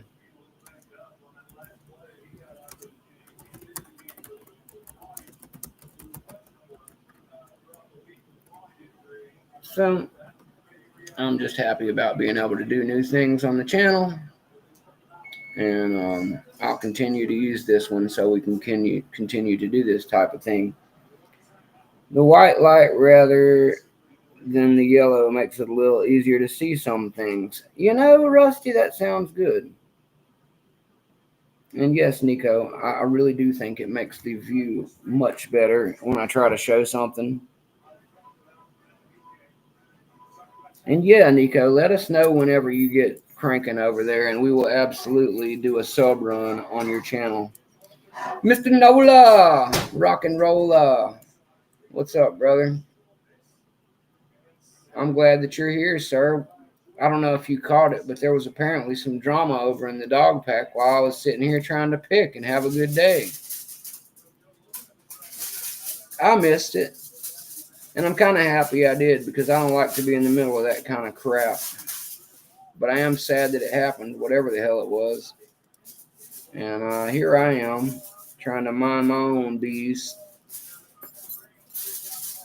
And playing around with some cool locks. Mr. Nola, how do you like our new setup here at Mountain Mick? I'm using the laptop because we had a few technical difficulties earlier. And because of that, we are now a full-blown, we're now a full-blown laptop channel. And I will be continuing that in the future. We'll just go straight to laptop, and we will no longer be BSing around with two phones or having any of that stuff going on. So I hope you like it. Let me know. You tried to keep the peace, Nola? Am I know it's supposed to be getting ready to be like autumnal equinox and whatnot, guys, but when there's people popping off in the dog pack and Nola the Trolla is the one trying to keep the peace, my goodness. Exactly. We had Brett Sucks sitting right here heckling me while I'm heckling him. So if me and him were sitting here heckling each other with my upside down Bible, I don't know what the hell could have happened. That doesn't even sound feasible, does it?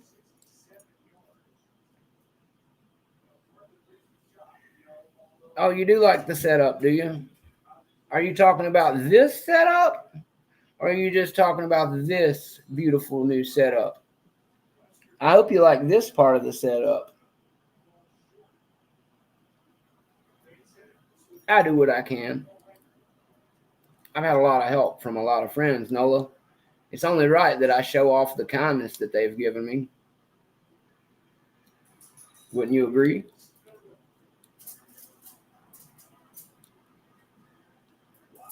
I do it all for the love of lock sport, sir. For the friends I didn't have for years that I finally have now. You guys are the greatest, man. Can't remember the last time I enjoyed sitting around with this much tooth pain and not having my wife here to make me feel better about it.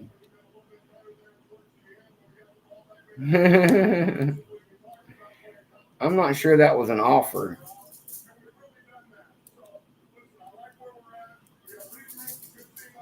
Don't threaten me with a good time.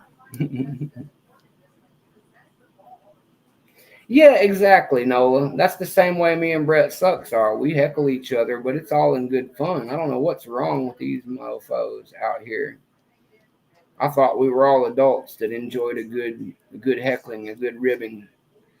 I take it a little sideways sometimes if I'm in a foul mood, but that doesn't mean people aren't being fun with me. That just means I'm being an a-hole that day. I try to reel it back in and tell them sorry, man. I get hangry, getting a little low on energy right now. We were just talking about taking breaks properly. Well, Mountain Mick and his sore face have to eat some pizza here in a minute, watch some football. Try to make the best of a bad situation with my mouth. I can't even smile right. It'll be all right though, guys. I'd be lying if I said this was the first time. But God willing, I'm going to get them all ripped out and get some new fronts, and I might even get me a grill so I can just be one of those rap stars with gold teeth. I think Mountain Mick could pull off gold teeth, guys. If I could ever afford some gold, I think I could pull off the gold teeth.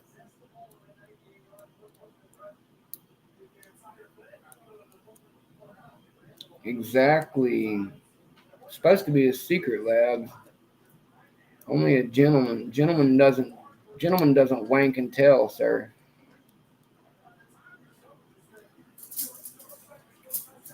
I thought I had next. You guys are hilarious. Come on, baby. I can feel that number one hanging up in there. Get up in there, you stupid serrated bastard. Fell back down. Even the pins are against me.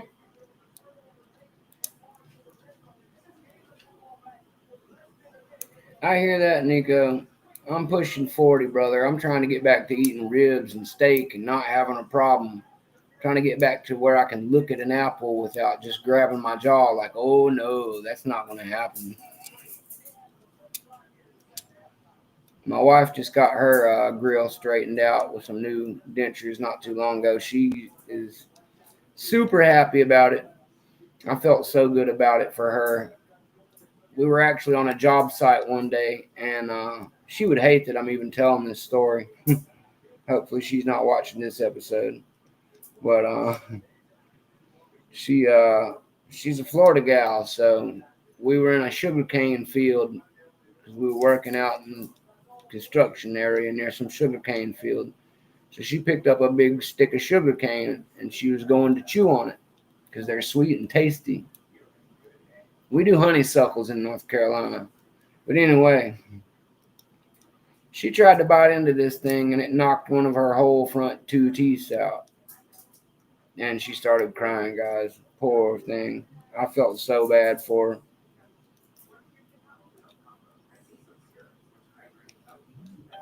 I can't blame her for feeling bad about it. I would hate it too. I'm missing a few teeth now that I don't feel good about. And I can fake most of my fronts. I'm starting to get a pretty good gap between the 2 front teeth though. And if I could even smile to show you guys this side, half of it is at least half of it's gone. That's why it hurts, guys, because there's nothing but infected socket and missing teeth over there past about where my lip ends. It's all wrecked.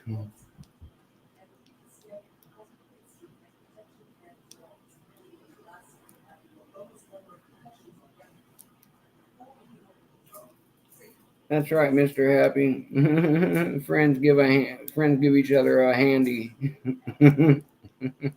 when needed.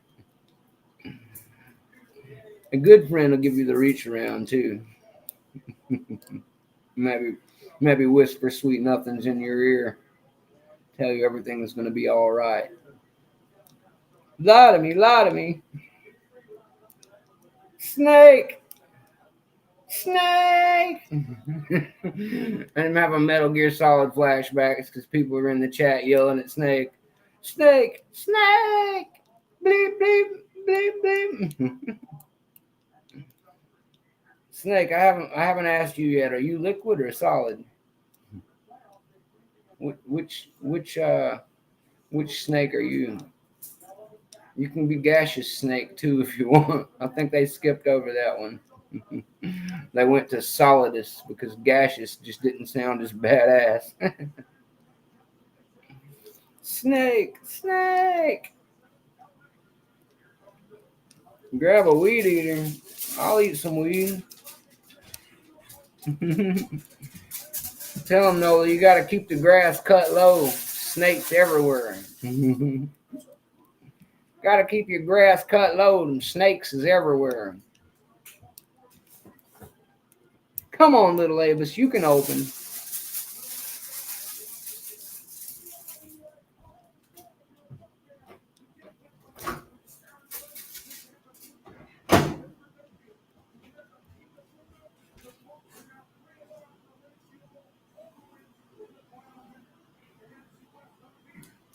Say what?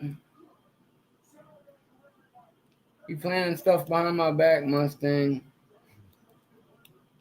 It's okay. Most of the time, it's a good thing. I'll let it slide this time. No, it doesn't go anywhere unless it's backwards. Back it up. Nola said, look back at it. Look back at it. You better tell him, Nola. Look back at it. Make it walk. Them yams, boy. What y'all know about them yams? You ain't never seen yams clapping. You need to come to the South. Your boy Mountain Mick will show you yams clapping. But we got to go somewhere that costs a lot of money. It's called Spearmint Rhino. You may have heard of it before. I'm not allowed to go in there without bringing at least a couple people with me. They'll probably be down to go. I'm just saying, I can't go alone. I have to have an entourage.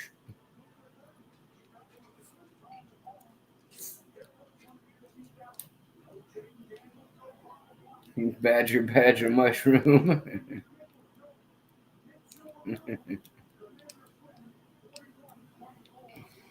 You're crazy, Mr. Happy. Oh no, I dropped my turner. Oh, I dropped my turner out of the top of the keyway.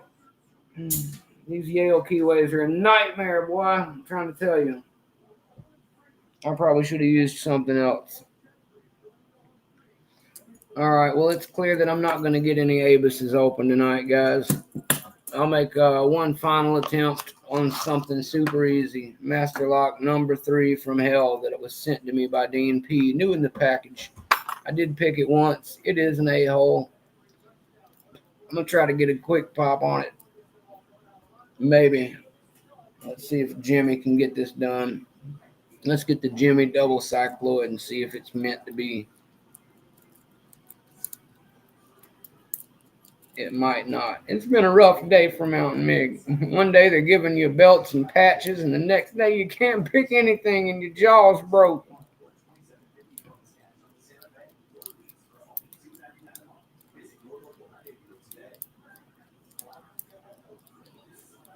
That's right, Nola. Never turn your back on the crowd.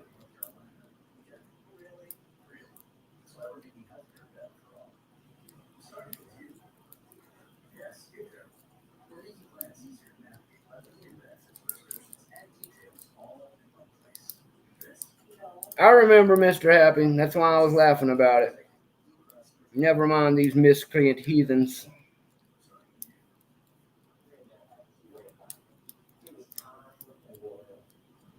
Just tell them to go back to the Honey Badger video. That's good enough for them.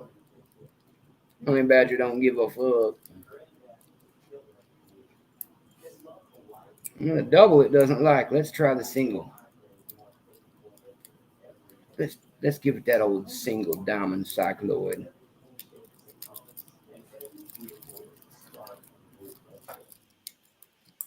Never been much of. Oh, what are you doing under there, boy? Hey, you scared me. I didn't know you were there. Yeah, well, he was having it right under me. I didn't realize he was there. I backed my foot up. It hit him, and he freaked out as much as I did. Kind of like running into somebody in the dark.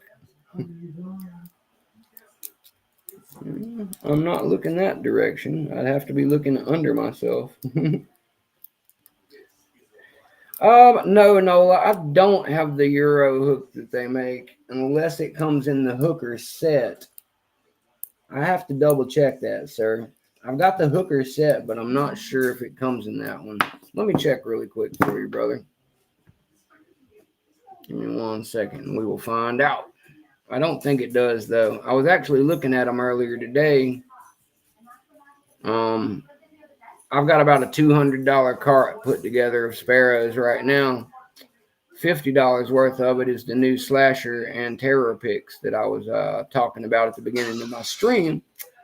And I was already told by Miss Mick, love you, baby, that I'll be getting those for my birthday. So that's a keeper right there, fellas. When your missus tells you she's going to get you the lock picks you want for your birthday, make sure you keep her happy.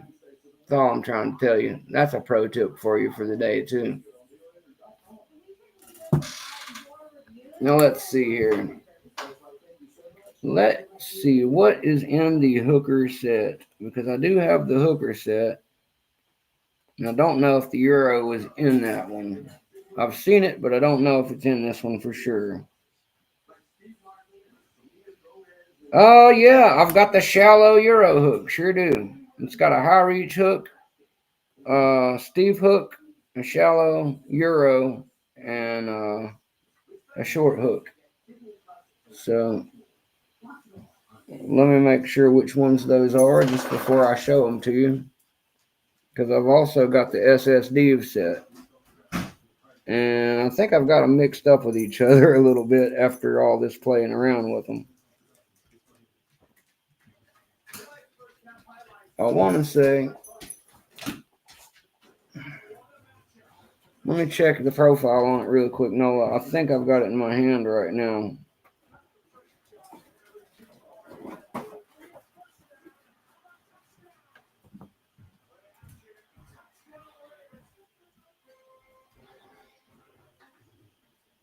All right.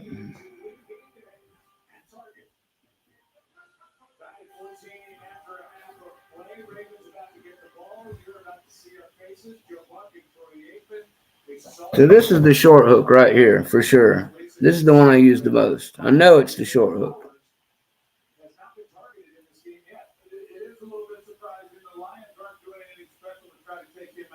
I'm pretty sure, but I gotta double check.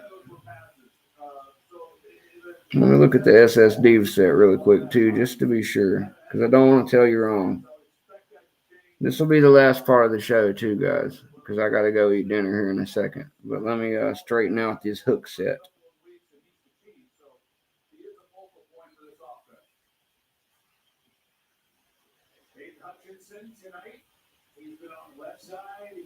So this one is an SSD.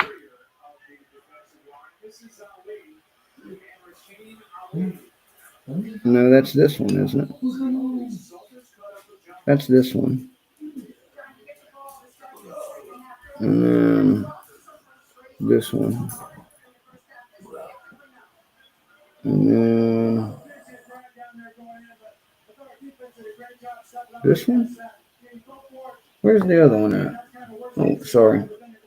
I left a couple men behind. I'm trying to straighten them out, Nola. They've been mixed together a little bit for a while here. I'm trying to match profiles here really quick, and the pictures aren't always exactly accurate. Let's see, there is definitely this one from the SSDs. Okay, cool. Thought so. So the other SSDs should be this one. And then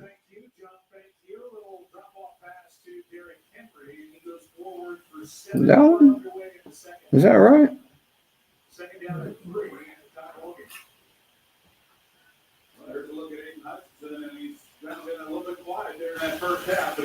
Okay, now let me look back at the other one just to be sure. So we got this flat one. That's the deep.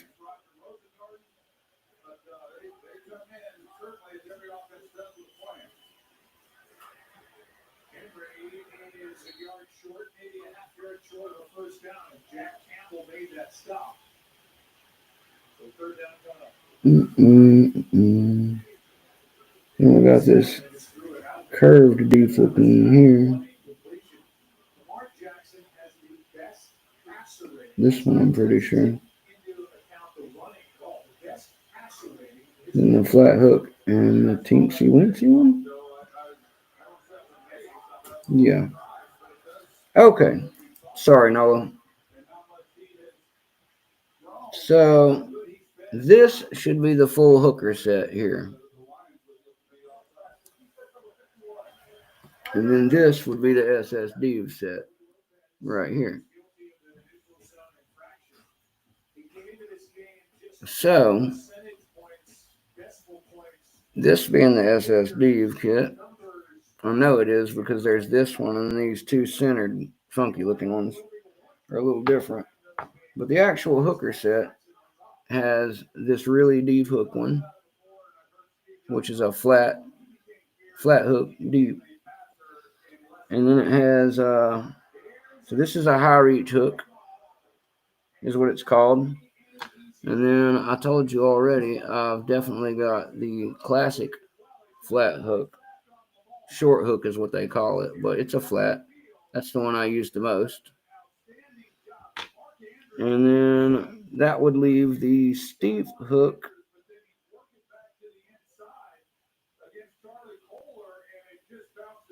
and the shallow Euro. So this would be the steep. And this, Mr. Nola, is the shallow Euro that you're asking about. So I find it to basically be a round tip low as opposed to the flat-tipped low. They use different names at Sparrows, but basically the Euro's a round and the short hook is a flat. These are both 25s. I hope that helps answer your question, sir. Sorry it took me a second. I did have them in the right order still. It's just been a while since I did it.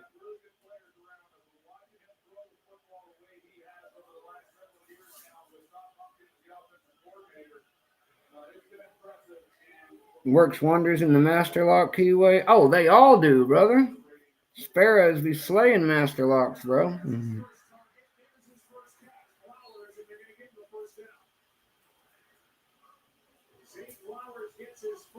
They call this one the short hook. It's different. Like I said, the short hook is this one. It's flat. The Euro hook is this one. It's round. They come in the hooker set, both of them. And then it also comes with what's called a steep, which is the pointy one that's deep. And then it's got what's called a high reach, which is a flat, really deep. This is the hooker set from Sparrows, guys. These and the SSD and the Monkey Paw were my first set altogether. Here is the SSDs. Very popular. They come in all three sizes. So do the ones I just showed. And I will be getting the 15s and 20s of these guys, as well as adding a half diamond from Sparrows and a couple of other ones that I have in my current $200 account build up. Sorry, that's not working well. Let me get the there we go, so you can see it better. This is the SSD set, guys, and for anybody who's curious, none of those are bent.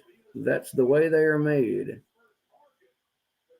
That one in the middle is supposed to be a low reach, kind of like a dog leg swoop. The one that is to the, well, this one is kind of a good tickly under the pin, but still finger round. And it also has a good, nice round deep, which is kind of very familiar to that Peterson one that I have, if I'm honest, guys. Only the Sparrows one's way better. But anyway, let me show you what I mean. You will see what I'm talking about right here, guys. Now, tell me you don't think these look almost identical. Here is the Peterson number 4 that I got for free versus the Sparrows SSD that I was just talking about. Not identical, but I can tell you I'd rather use that Sparrows one any day of the week. Nothing to knock Peterson, but for the price they would want for that pick versus what I can get one of these for, it's not even close, dude. Not even close. Anyway,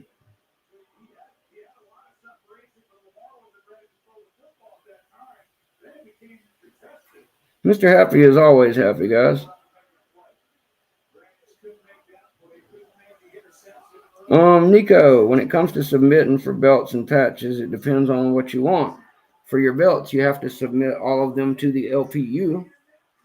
That is a Reddit and a Discord. You can be a member of either or both. Discord will get you your belts faster. Reddit has a little bit more support from friends. So that kind of just depends on what you want to do with it there. And let's see. These go over here.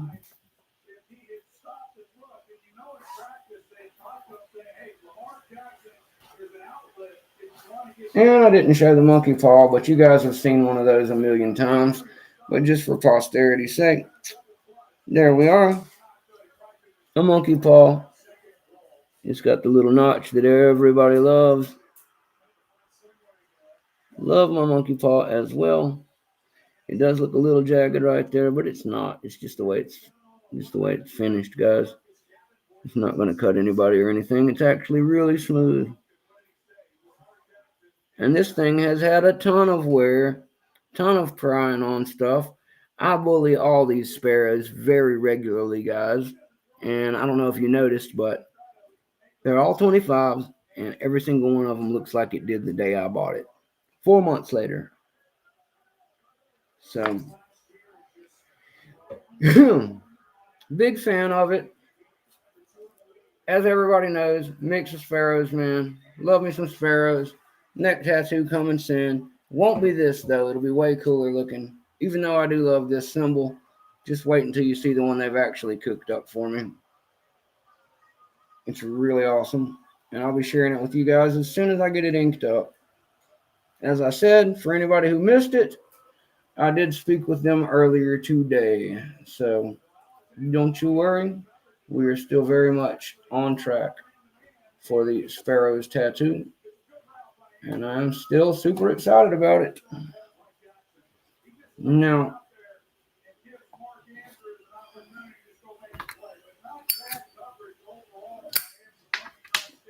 let me get caught up with you guys really quick. And I never popped this stupid lock. Let's do that really quick. Only this is the way we're going to try to do it. I'm going to get out the old mace brigade because maces and master locks tend to work well together. So let's give that a shot. That's something else that would be nice, guys. I don't actually have any of the Sparrows rakes in these profiles here. And maybe it'd be cool to have some of these rakes in a full size with handle. But I love my maces, so I've never really worried about it too much. And my escort also has about 2 or 3 of them on there, so no biggie. First, we're going to use the triple peak.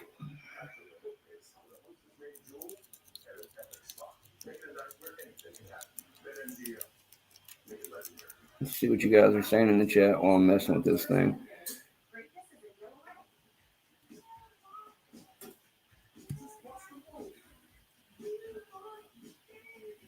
Yeah, you definitely need to get in there, Nico. That's the place. You can get the app if you don't have iPhone. Get the LPU Belts app. If you have an iPhone, you're just going to have to use the website, which is lpubelts.com. That is the structure for applying for all belts. It will tell you how to apply. And you can import your belts from Discord to Reddit if you want to have them on both. I use both. I have friends in both. I only started on Reddit for a while, and I rapidly found out that Discord did the belts faster, and there was a lot of cool chat servers like the Dog Pack. Let's not forget the Dog Pack. Sorry about your tag there, Nola. I just wanted to show you some of my cool features. Hope you enjoyed having your Nola the Great up there for a little while. At any rate, the Dog Pack, hashtag woof. You already know about that, so congratulations for being there, Nico. Nola will help you get through all of that stuff. He is an awesome guy. That's why you see him with a blue wrench in my server, because he is a trusted mod here. I loosely use the word trusted, guys. No, I'm kidding. Let me blow my nose, though, guys. Everybody's sick here. Thank God for the internet. Ugh. All right.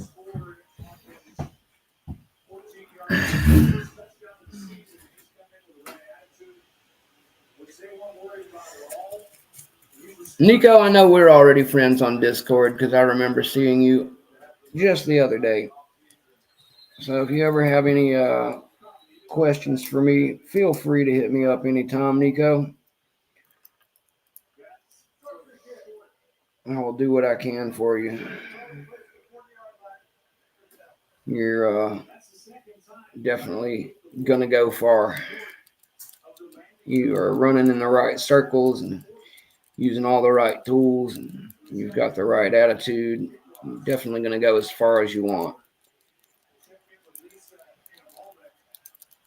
Oh, man, Dean told me this was the Master Lock from hell, guys, and he was right. I did pick it one of these times.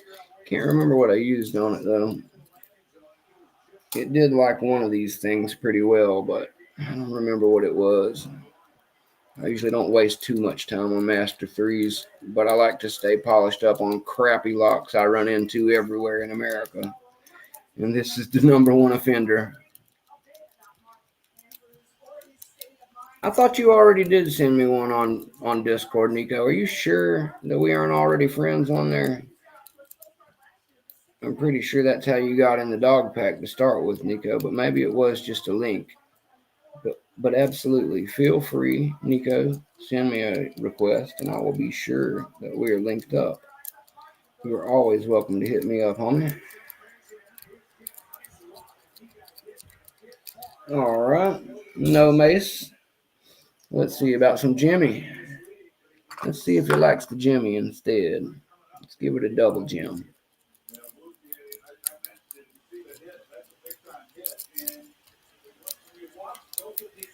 No, don't send Brett Sucks a request. Brett Sucks is a menace. You don't want to be seen associating with such deviants. You don't want to be seen associating with such heathens. You got a reputation to uphold, Nico.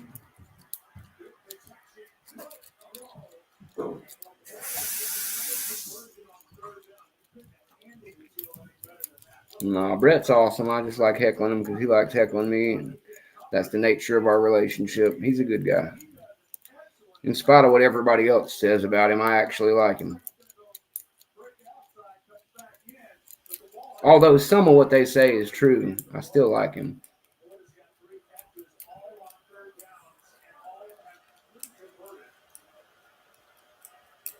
Oh, yeah, once you get your channel up, Nico, let us know. We'll definitely do a sub run for you and try to get you up to 50 so you can get on lives and whatnot. You're also welcome to jump on Mountain Mick Live anytime you like. That goes for pretty much everybody out there as long as you want to have fun. If you will notice, the reason Mountain Mick uses Restream is because in the top of the chat, I can pin a link for you to enter the studio. And then you can get on screen and hang out with Mountain Mick right here in the chat. Isn't that cool? I think it's cool. You can be right here on screen if you want and hang out like a real G. Let the whole world see your smiling, picking face. Or you can do hands only, like the OGs.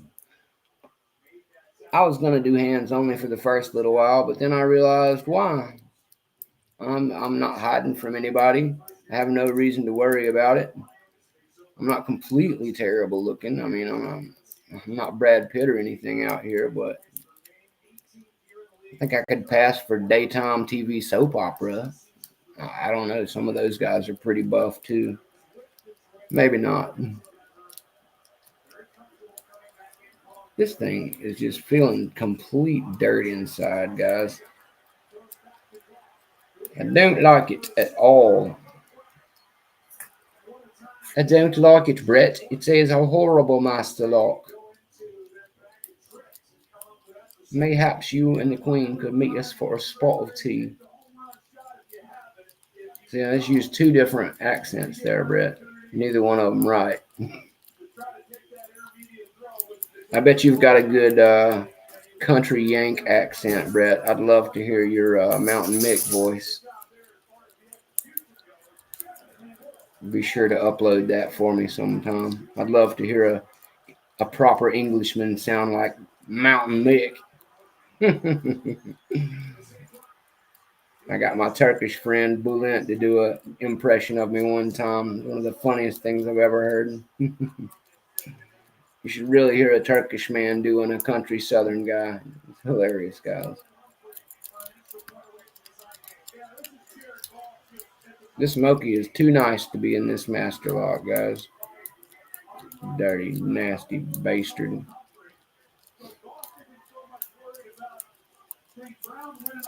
I don't know what's even wrong with this thing. I'm surprised it even got picked the last time. It's so cruddy in there. Oh, let's try something else, and then we will move on. I've got some dinner to eat before it's cold, and I've just been BSing around so I could hang with you guys for a little longer, because that's what I do.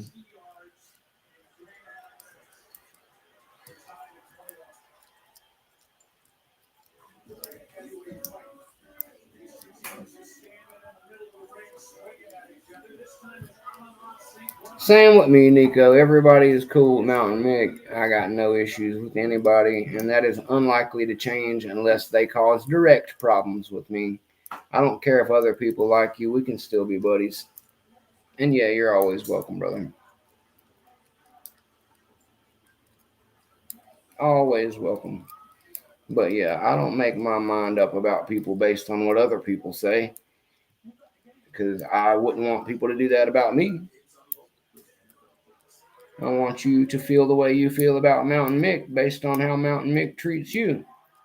And I will give you the same respect.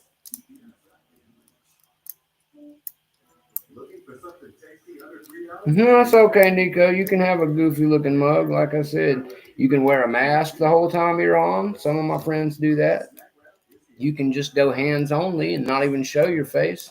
Some of my friends do that. Or you can be like Mountain Mick and just bear your ugly mug for the world and let them live with it. It doesn't matter. At the end of the day, half of them, are really just jealous of you or wankers anyway. There's no reason to worry about what other people think unless it's good. Positive vibes only, Nico. You know what I mean? If they don't have something nice to say, fudge them. I'm going to get this horrible master lock back out of my sight. I've already picked it before. I told you guys that there was a demon living in this box, and that's where it's going back into. I don't want to see it for right now. It's a mean one. Oh, well, instead, we will pick our way through a different master lock instead, just so we can keep it groovy for the end of the show. No, master number one, that one's not going to be any nicer to us. We've already pulled it out. I don't know if I've ever even opened this one, guys. This is a master number one. They can be real a-holes, too. I think I used up all the good ones earlier. Should have probably just stuck with the Avis. The only thing that hurts my feelings more than failing on a hard lock is failing on a few crappy ones back to back. I think I've spent all the magic in my hands and picks for the day. That's the problem. Like Broke Pick says, I need to set it all down and let them recharge a little bit.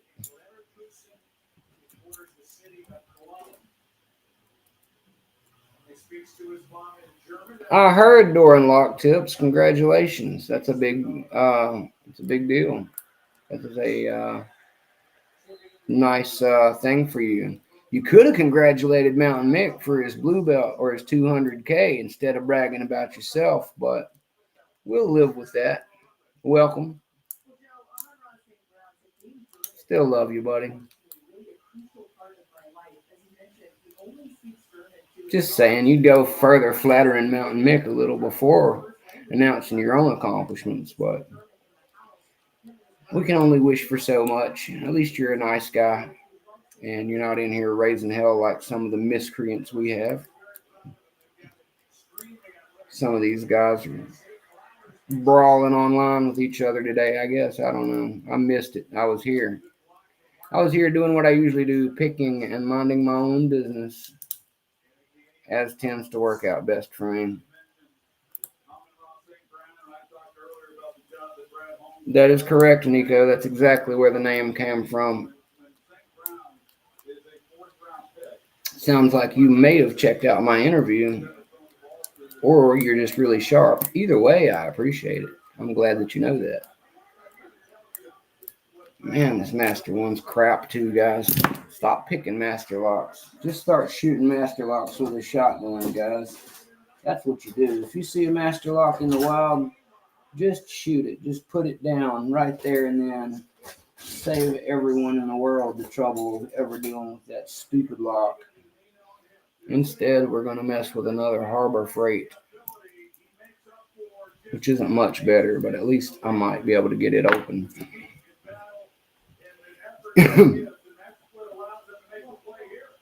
Hey, I know, door unlock. I'm just busting your balls, brother. You know I love you, and I'm glad about that for you.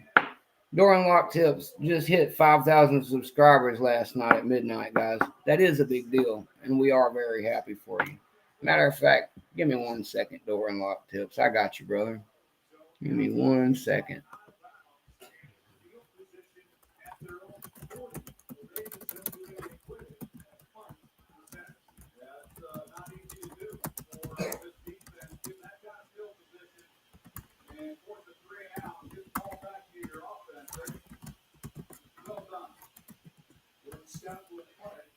Just so you know that I was just kidding around with you, my brother. Here's you a fresh off the box Mountain Mick banner. So everybody knows. Boom! Congrats to Door Unlock Tips on his 5,000 subs, guys. That is a really big deal, guys. I believe Mr. Door Unlock Tips let me know the other day that it took him, what did you say, 2.5 years to get 5,000? That's a lot of work putting in, my brother. And I am happy for you. Do not mistake my joking around for anything but what it is. Just honest BSing around. Mike is a great guy. And always happy to have him here. Finally got something open. I mean, I guess all of these count for something, but we'll try to go on something a little harder next time, guys. I feel like I had so many audio-visual nightmares to overcome, and people in the live stream outer world crashing the party with their arguments, trying to overflow into my channel and stuff. If you guys want to argue in the Discord server, that's okay, but don't bring Mountain Mick into it, man. Unless I'm already there telling somebody to F off. I don't want to be part of that, man. I will find out what happened. I'm sure I'll hear all about it here in a little bit, guys. And when I do, we'll see what I actually think about it then. I probably won't tell you guys because it'll probably be something petty. And I don't like to give negative energy any extra energy, so this will probably be the last you ever hear Mountain Mick talk about it. I'm going to put my maces back up, y'all.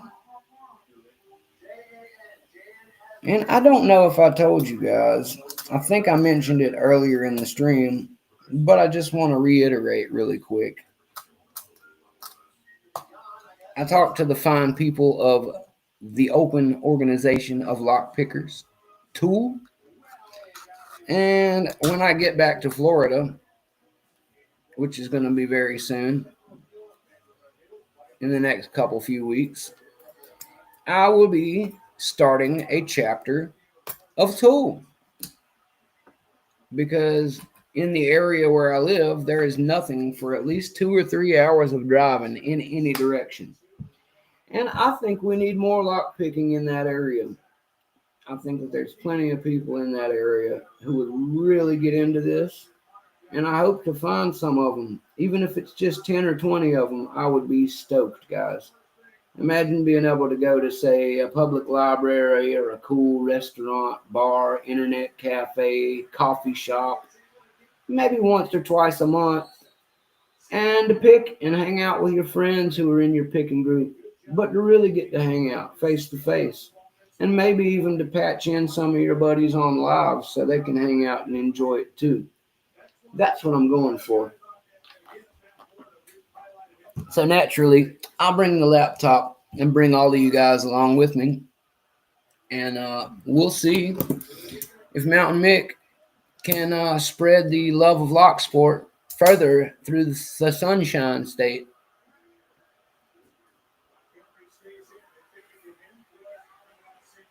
Oh, I guarantee you that's a lot of editing during lock tips. I don't know if you noticed, but I have a laptop running this time.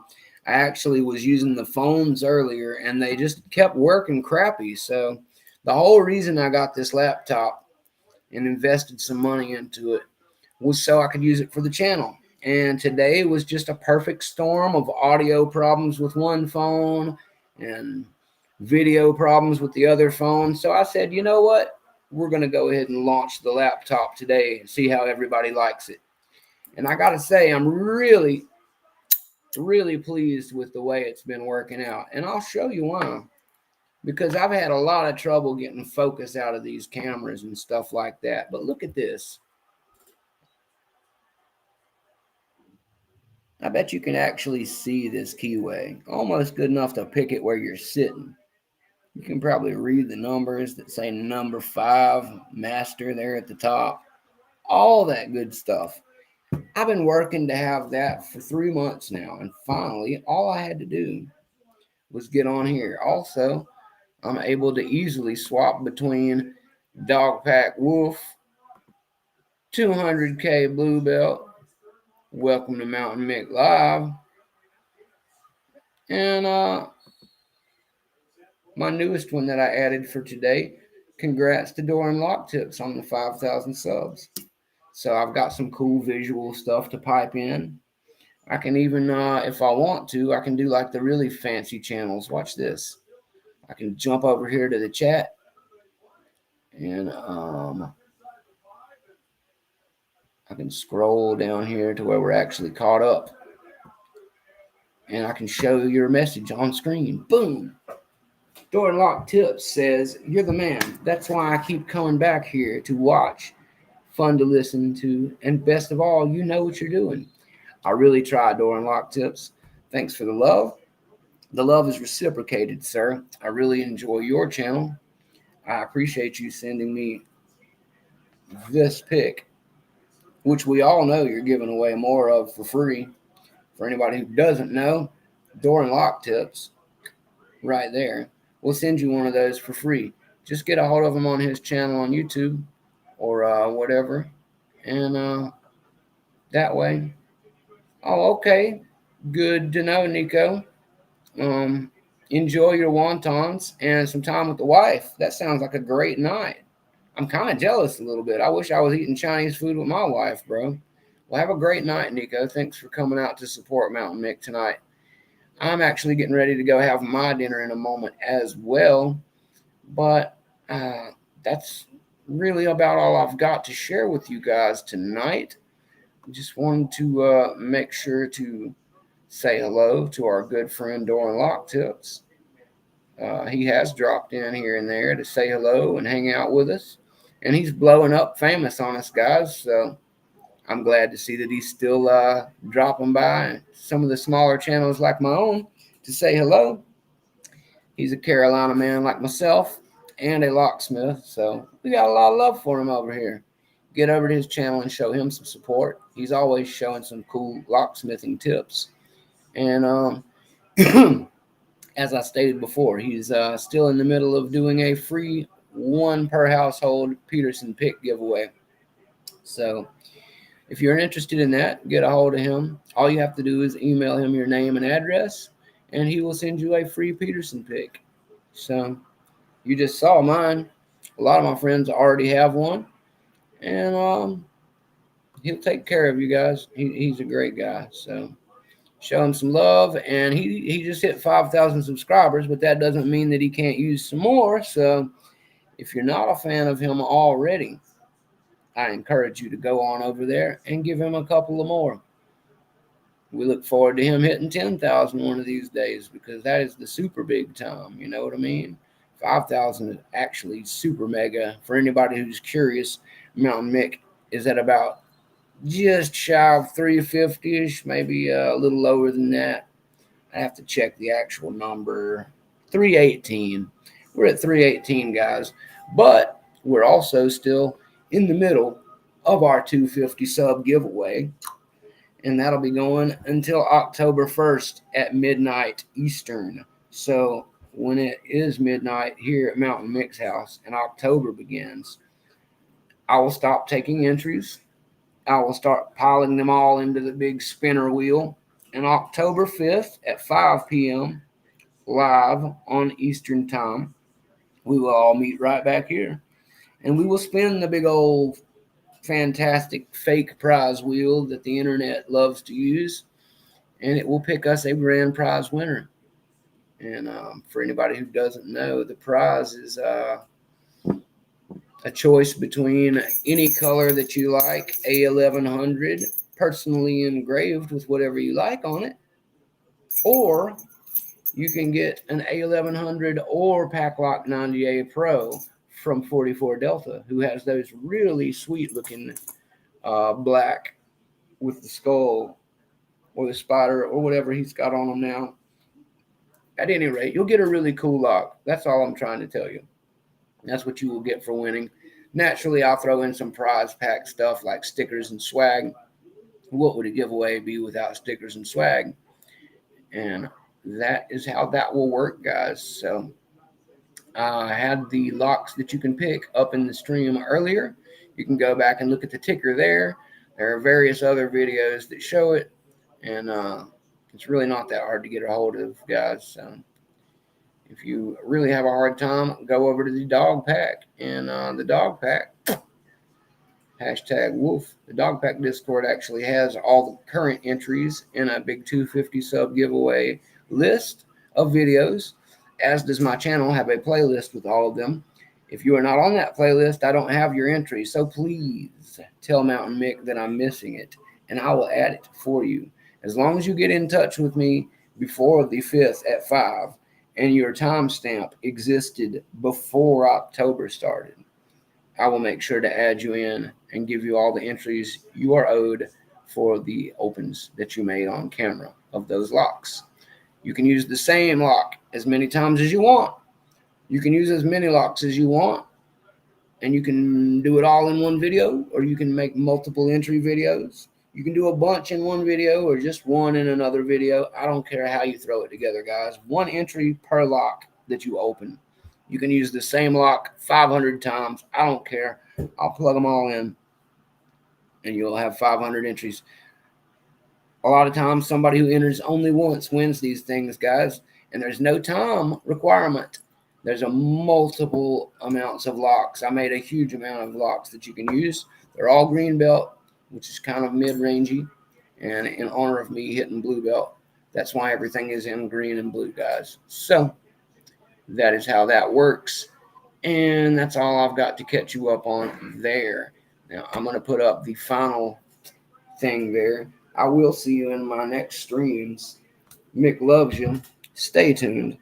Let me check one more time the good old chatteroo. And we're going to get out of here so Mountain Mick can try and eat some dinner, watch whatever's left of the football. And we will be back sometime in the next couple of days with some cool lock mail. Let's see here. Oh, yeah, you're right about that during lock tips. Everybody loves a giveaway. When I hit 250, we jumped up to like 300, 310 within the next 3 or 4 days. Literally like 50 or 60 members just started piling in as soon as the giveaway started. So it definitely is good for everybody. I try to always make giveaway prizes that are cool and something I would like. My 100 sub actually, where did it go? It's still sitting up here somewhere. My 100 sub giveaway was for one of these. This is a Master Lock 77 line head lock. It was the main prize for the first giveaway. Unfortunately, due to bunches of circumstances, the winner's package, the lock guy, is right here. It's going out tomorrow. I'm sorry, lock guy. There are a bunch of extra goodies in there for you because of that. You already know that. I meant to take it today. Papa Mick got sick, and we didn't leave the house at all. So I've been sitting here with a messed up tooth he's got all kinds of problems, and even the dog's sick, man. So we're not having an easy time over here, but I'll get it out for you tomorrow. I will have you a tracking number emailed to you tomorrow. Thank you for patiently waiting.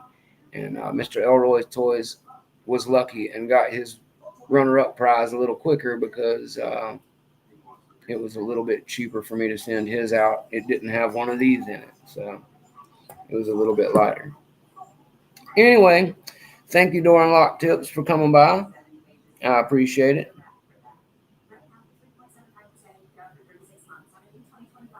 I do all I can for myself and for you, sir. That's how a Lock Sports Spirit is all about. Carolina love to you, my brother. And yes, night to Mr. Happy, one of my best buddies. I'm glad you're actually here, Mr. Happy. I forgot to bring your representative skeleton out for the night. I was trying to crunch to get everything fixed with the cameras. Mr. Happy's skeleton, Mr. Happy, will be back for our next episode. He's working on Halloween stuff in the background for all of us. Trying to get a hold of Mountain Mix, some slasher picks and terror picks from Sparrows. But anyway, that's all I got for you tonight, guys. Thanks, everybody, for coming out. Mountain Mick loves you. I will have a widescreen, full-on laptop from here on out, guys. I'm not going to keep juggling and mirror screen flipping and doing all that stuff anymore. This episode went so much smoother since we switched over that henceforth, this is kind of how it'll be. I'll move us around to a better view if you guys feel the need. But for now, this is what we're going to be working with, this lovely look that we've got here right now. I think it went great. I think everybody enjoyed the improved audio and video quality, especially when I try to show something like this that doesn't take forever. You can see it really perfect and clear. Same thing with the keys. Check this out. Ba-bam. I held it down for you, Brett. I know you like it that way. Anyway, you can see it. And if I need to, I'll even put something with a dark color behind it so you can see it good. But the point is, man, what a good focus on this thing. I love it. Anyway, that's all I got for you tonight, guys. I'm going to eat dinner. I'm going to smoke ganja and watch football.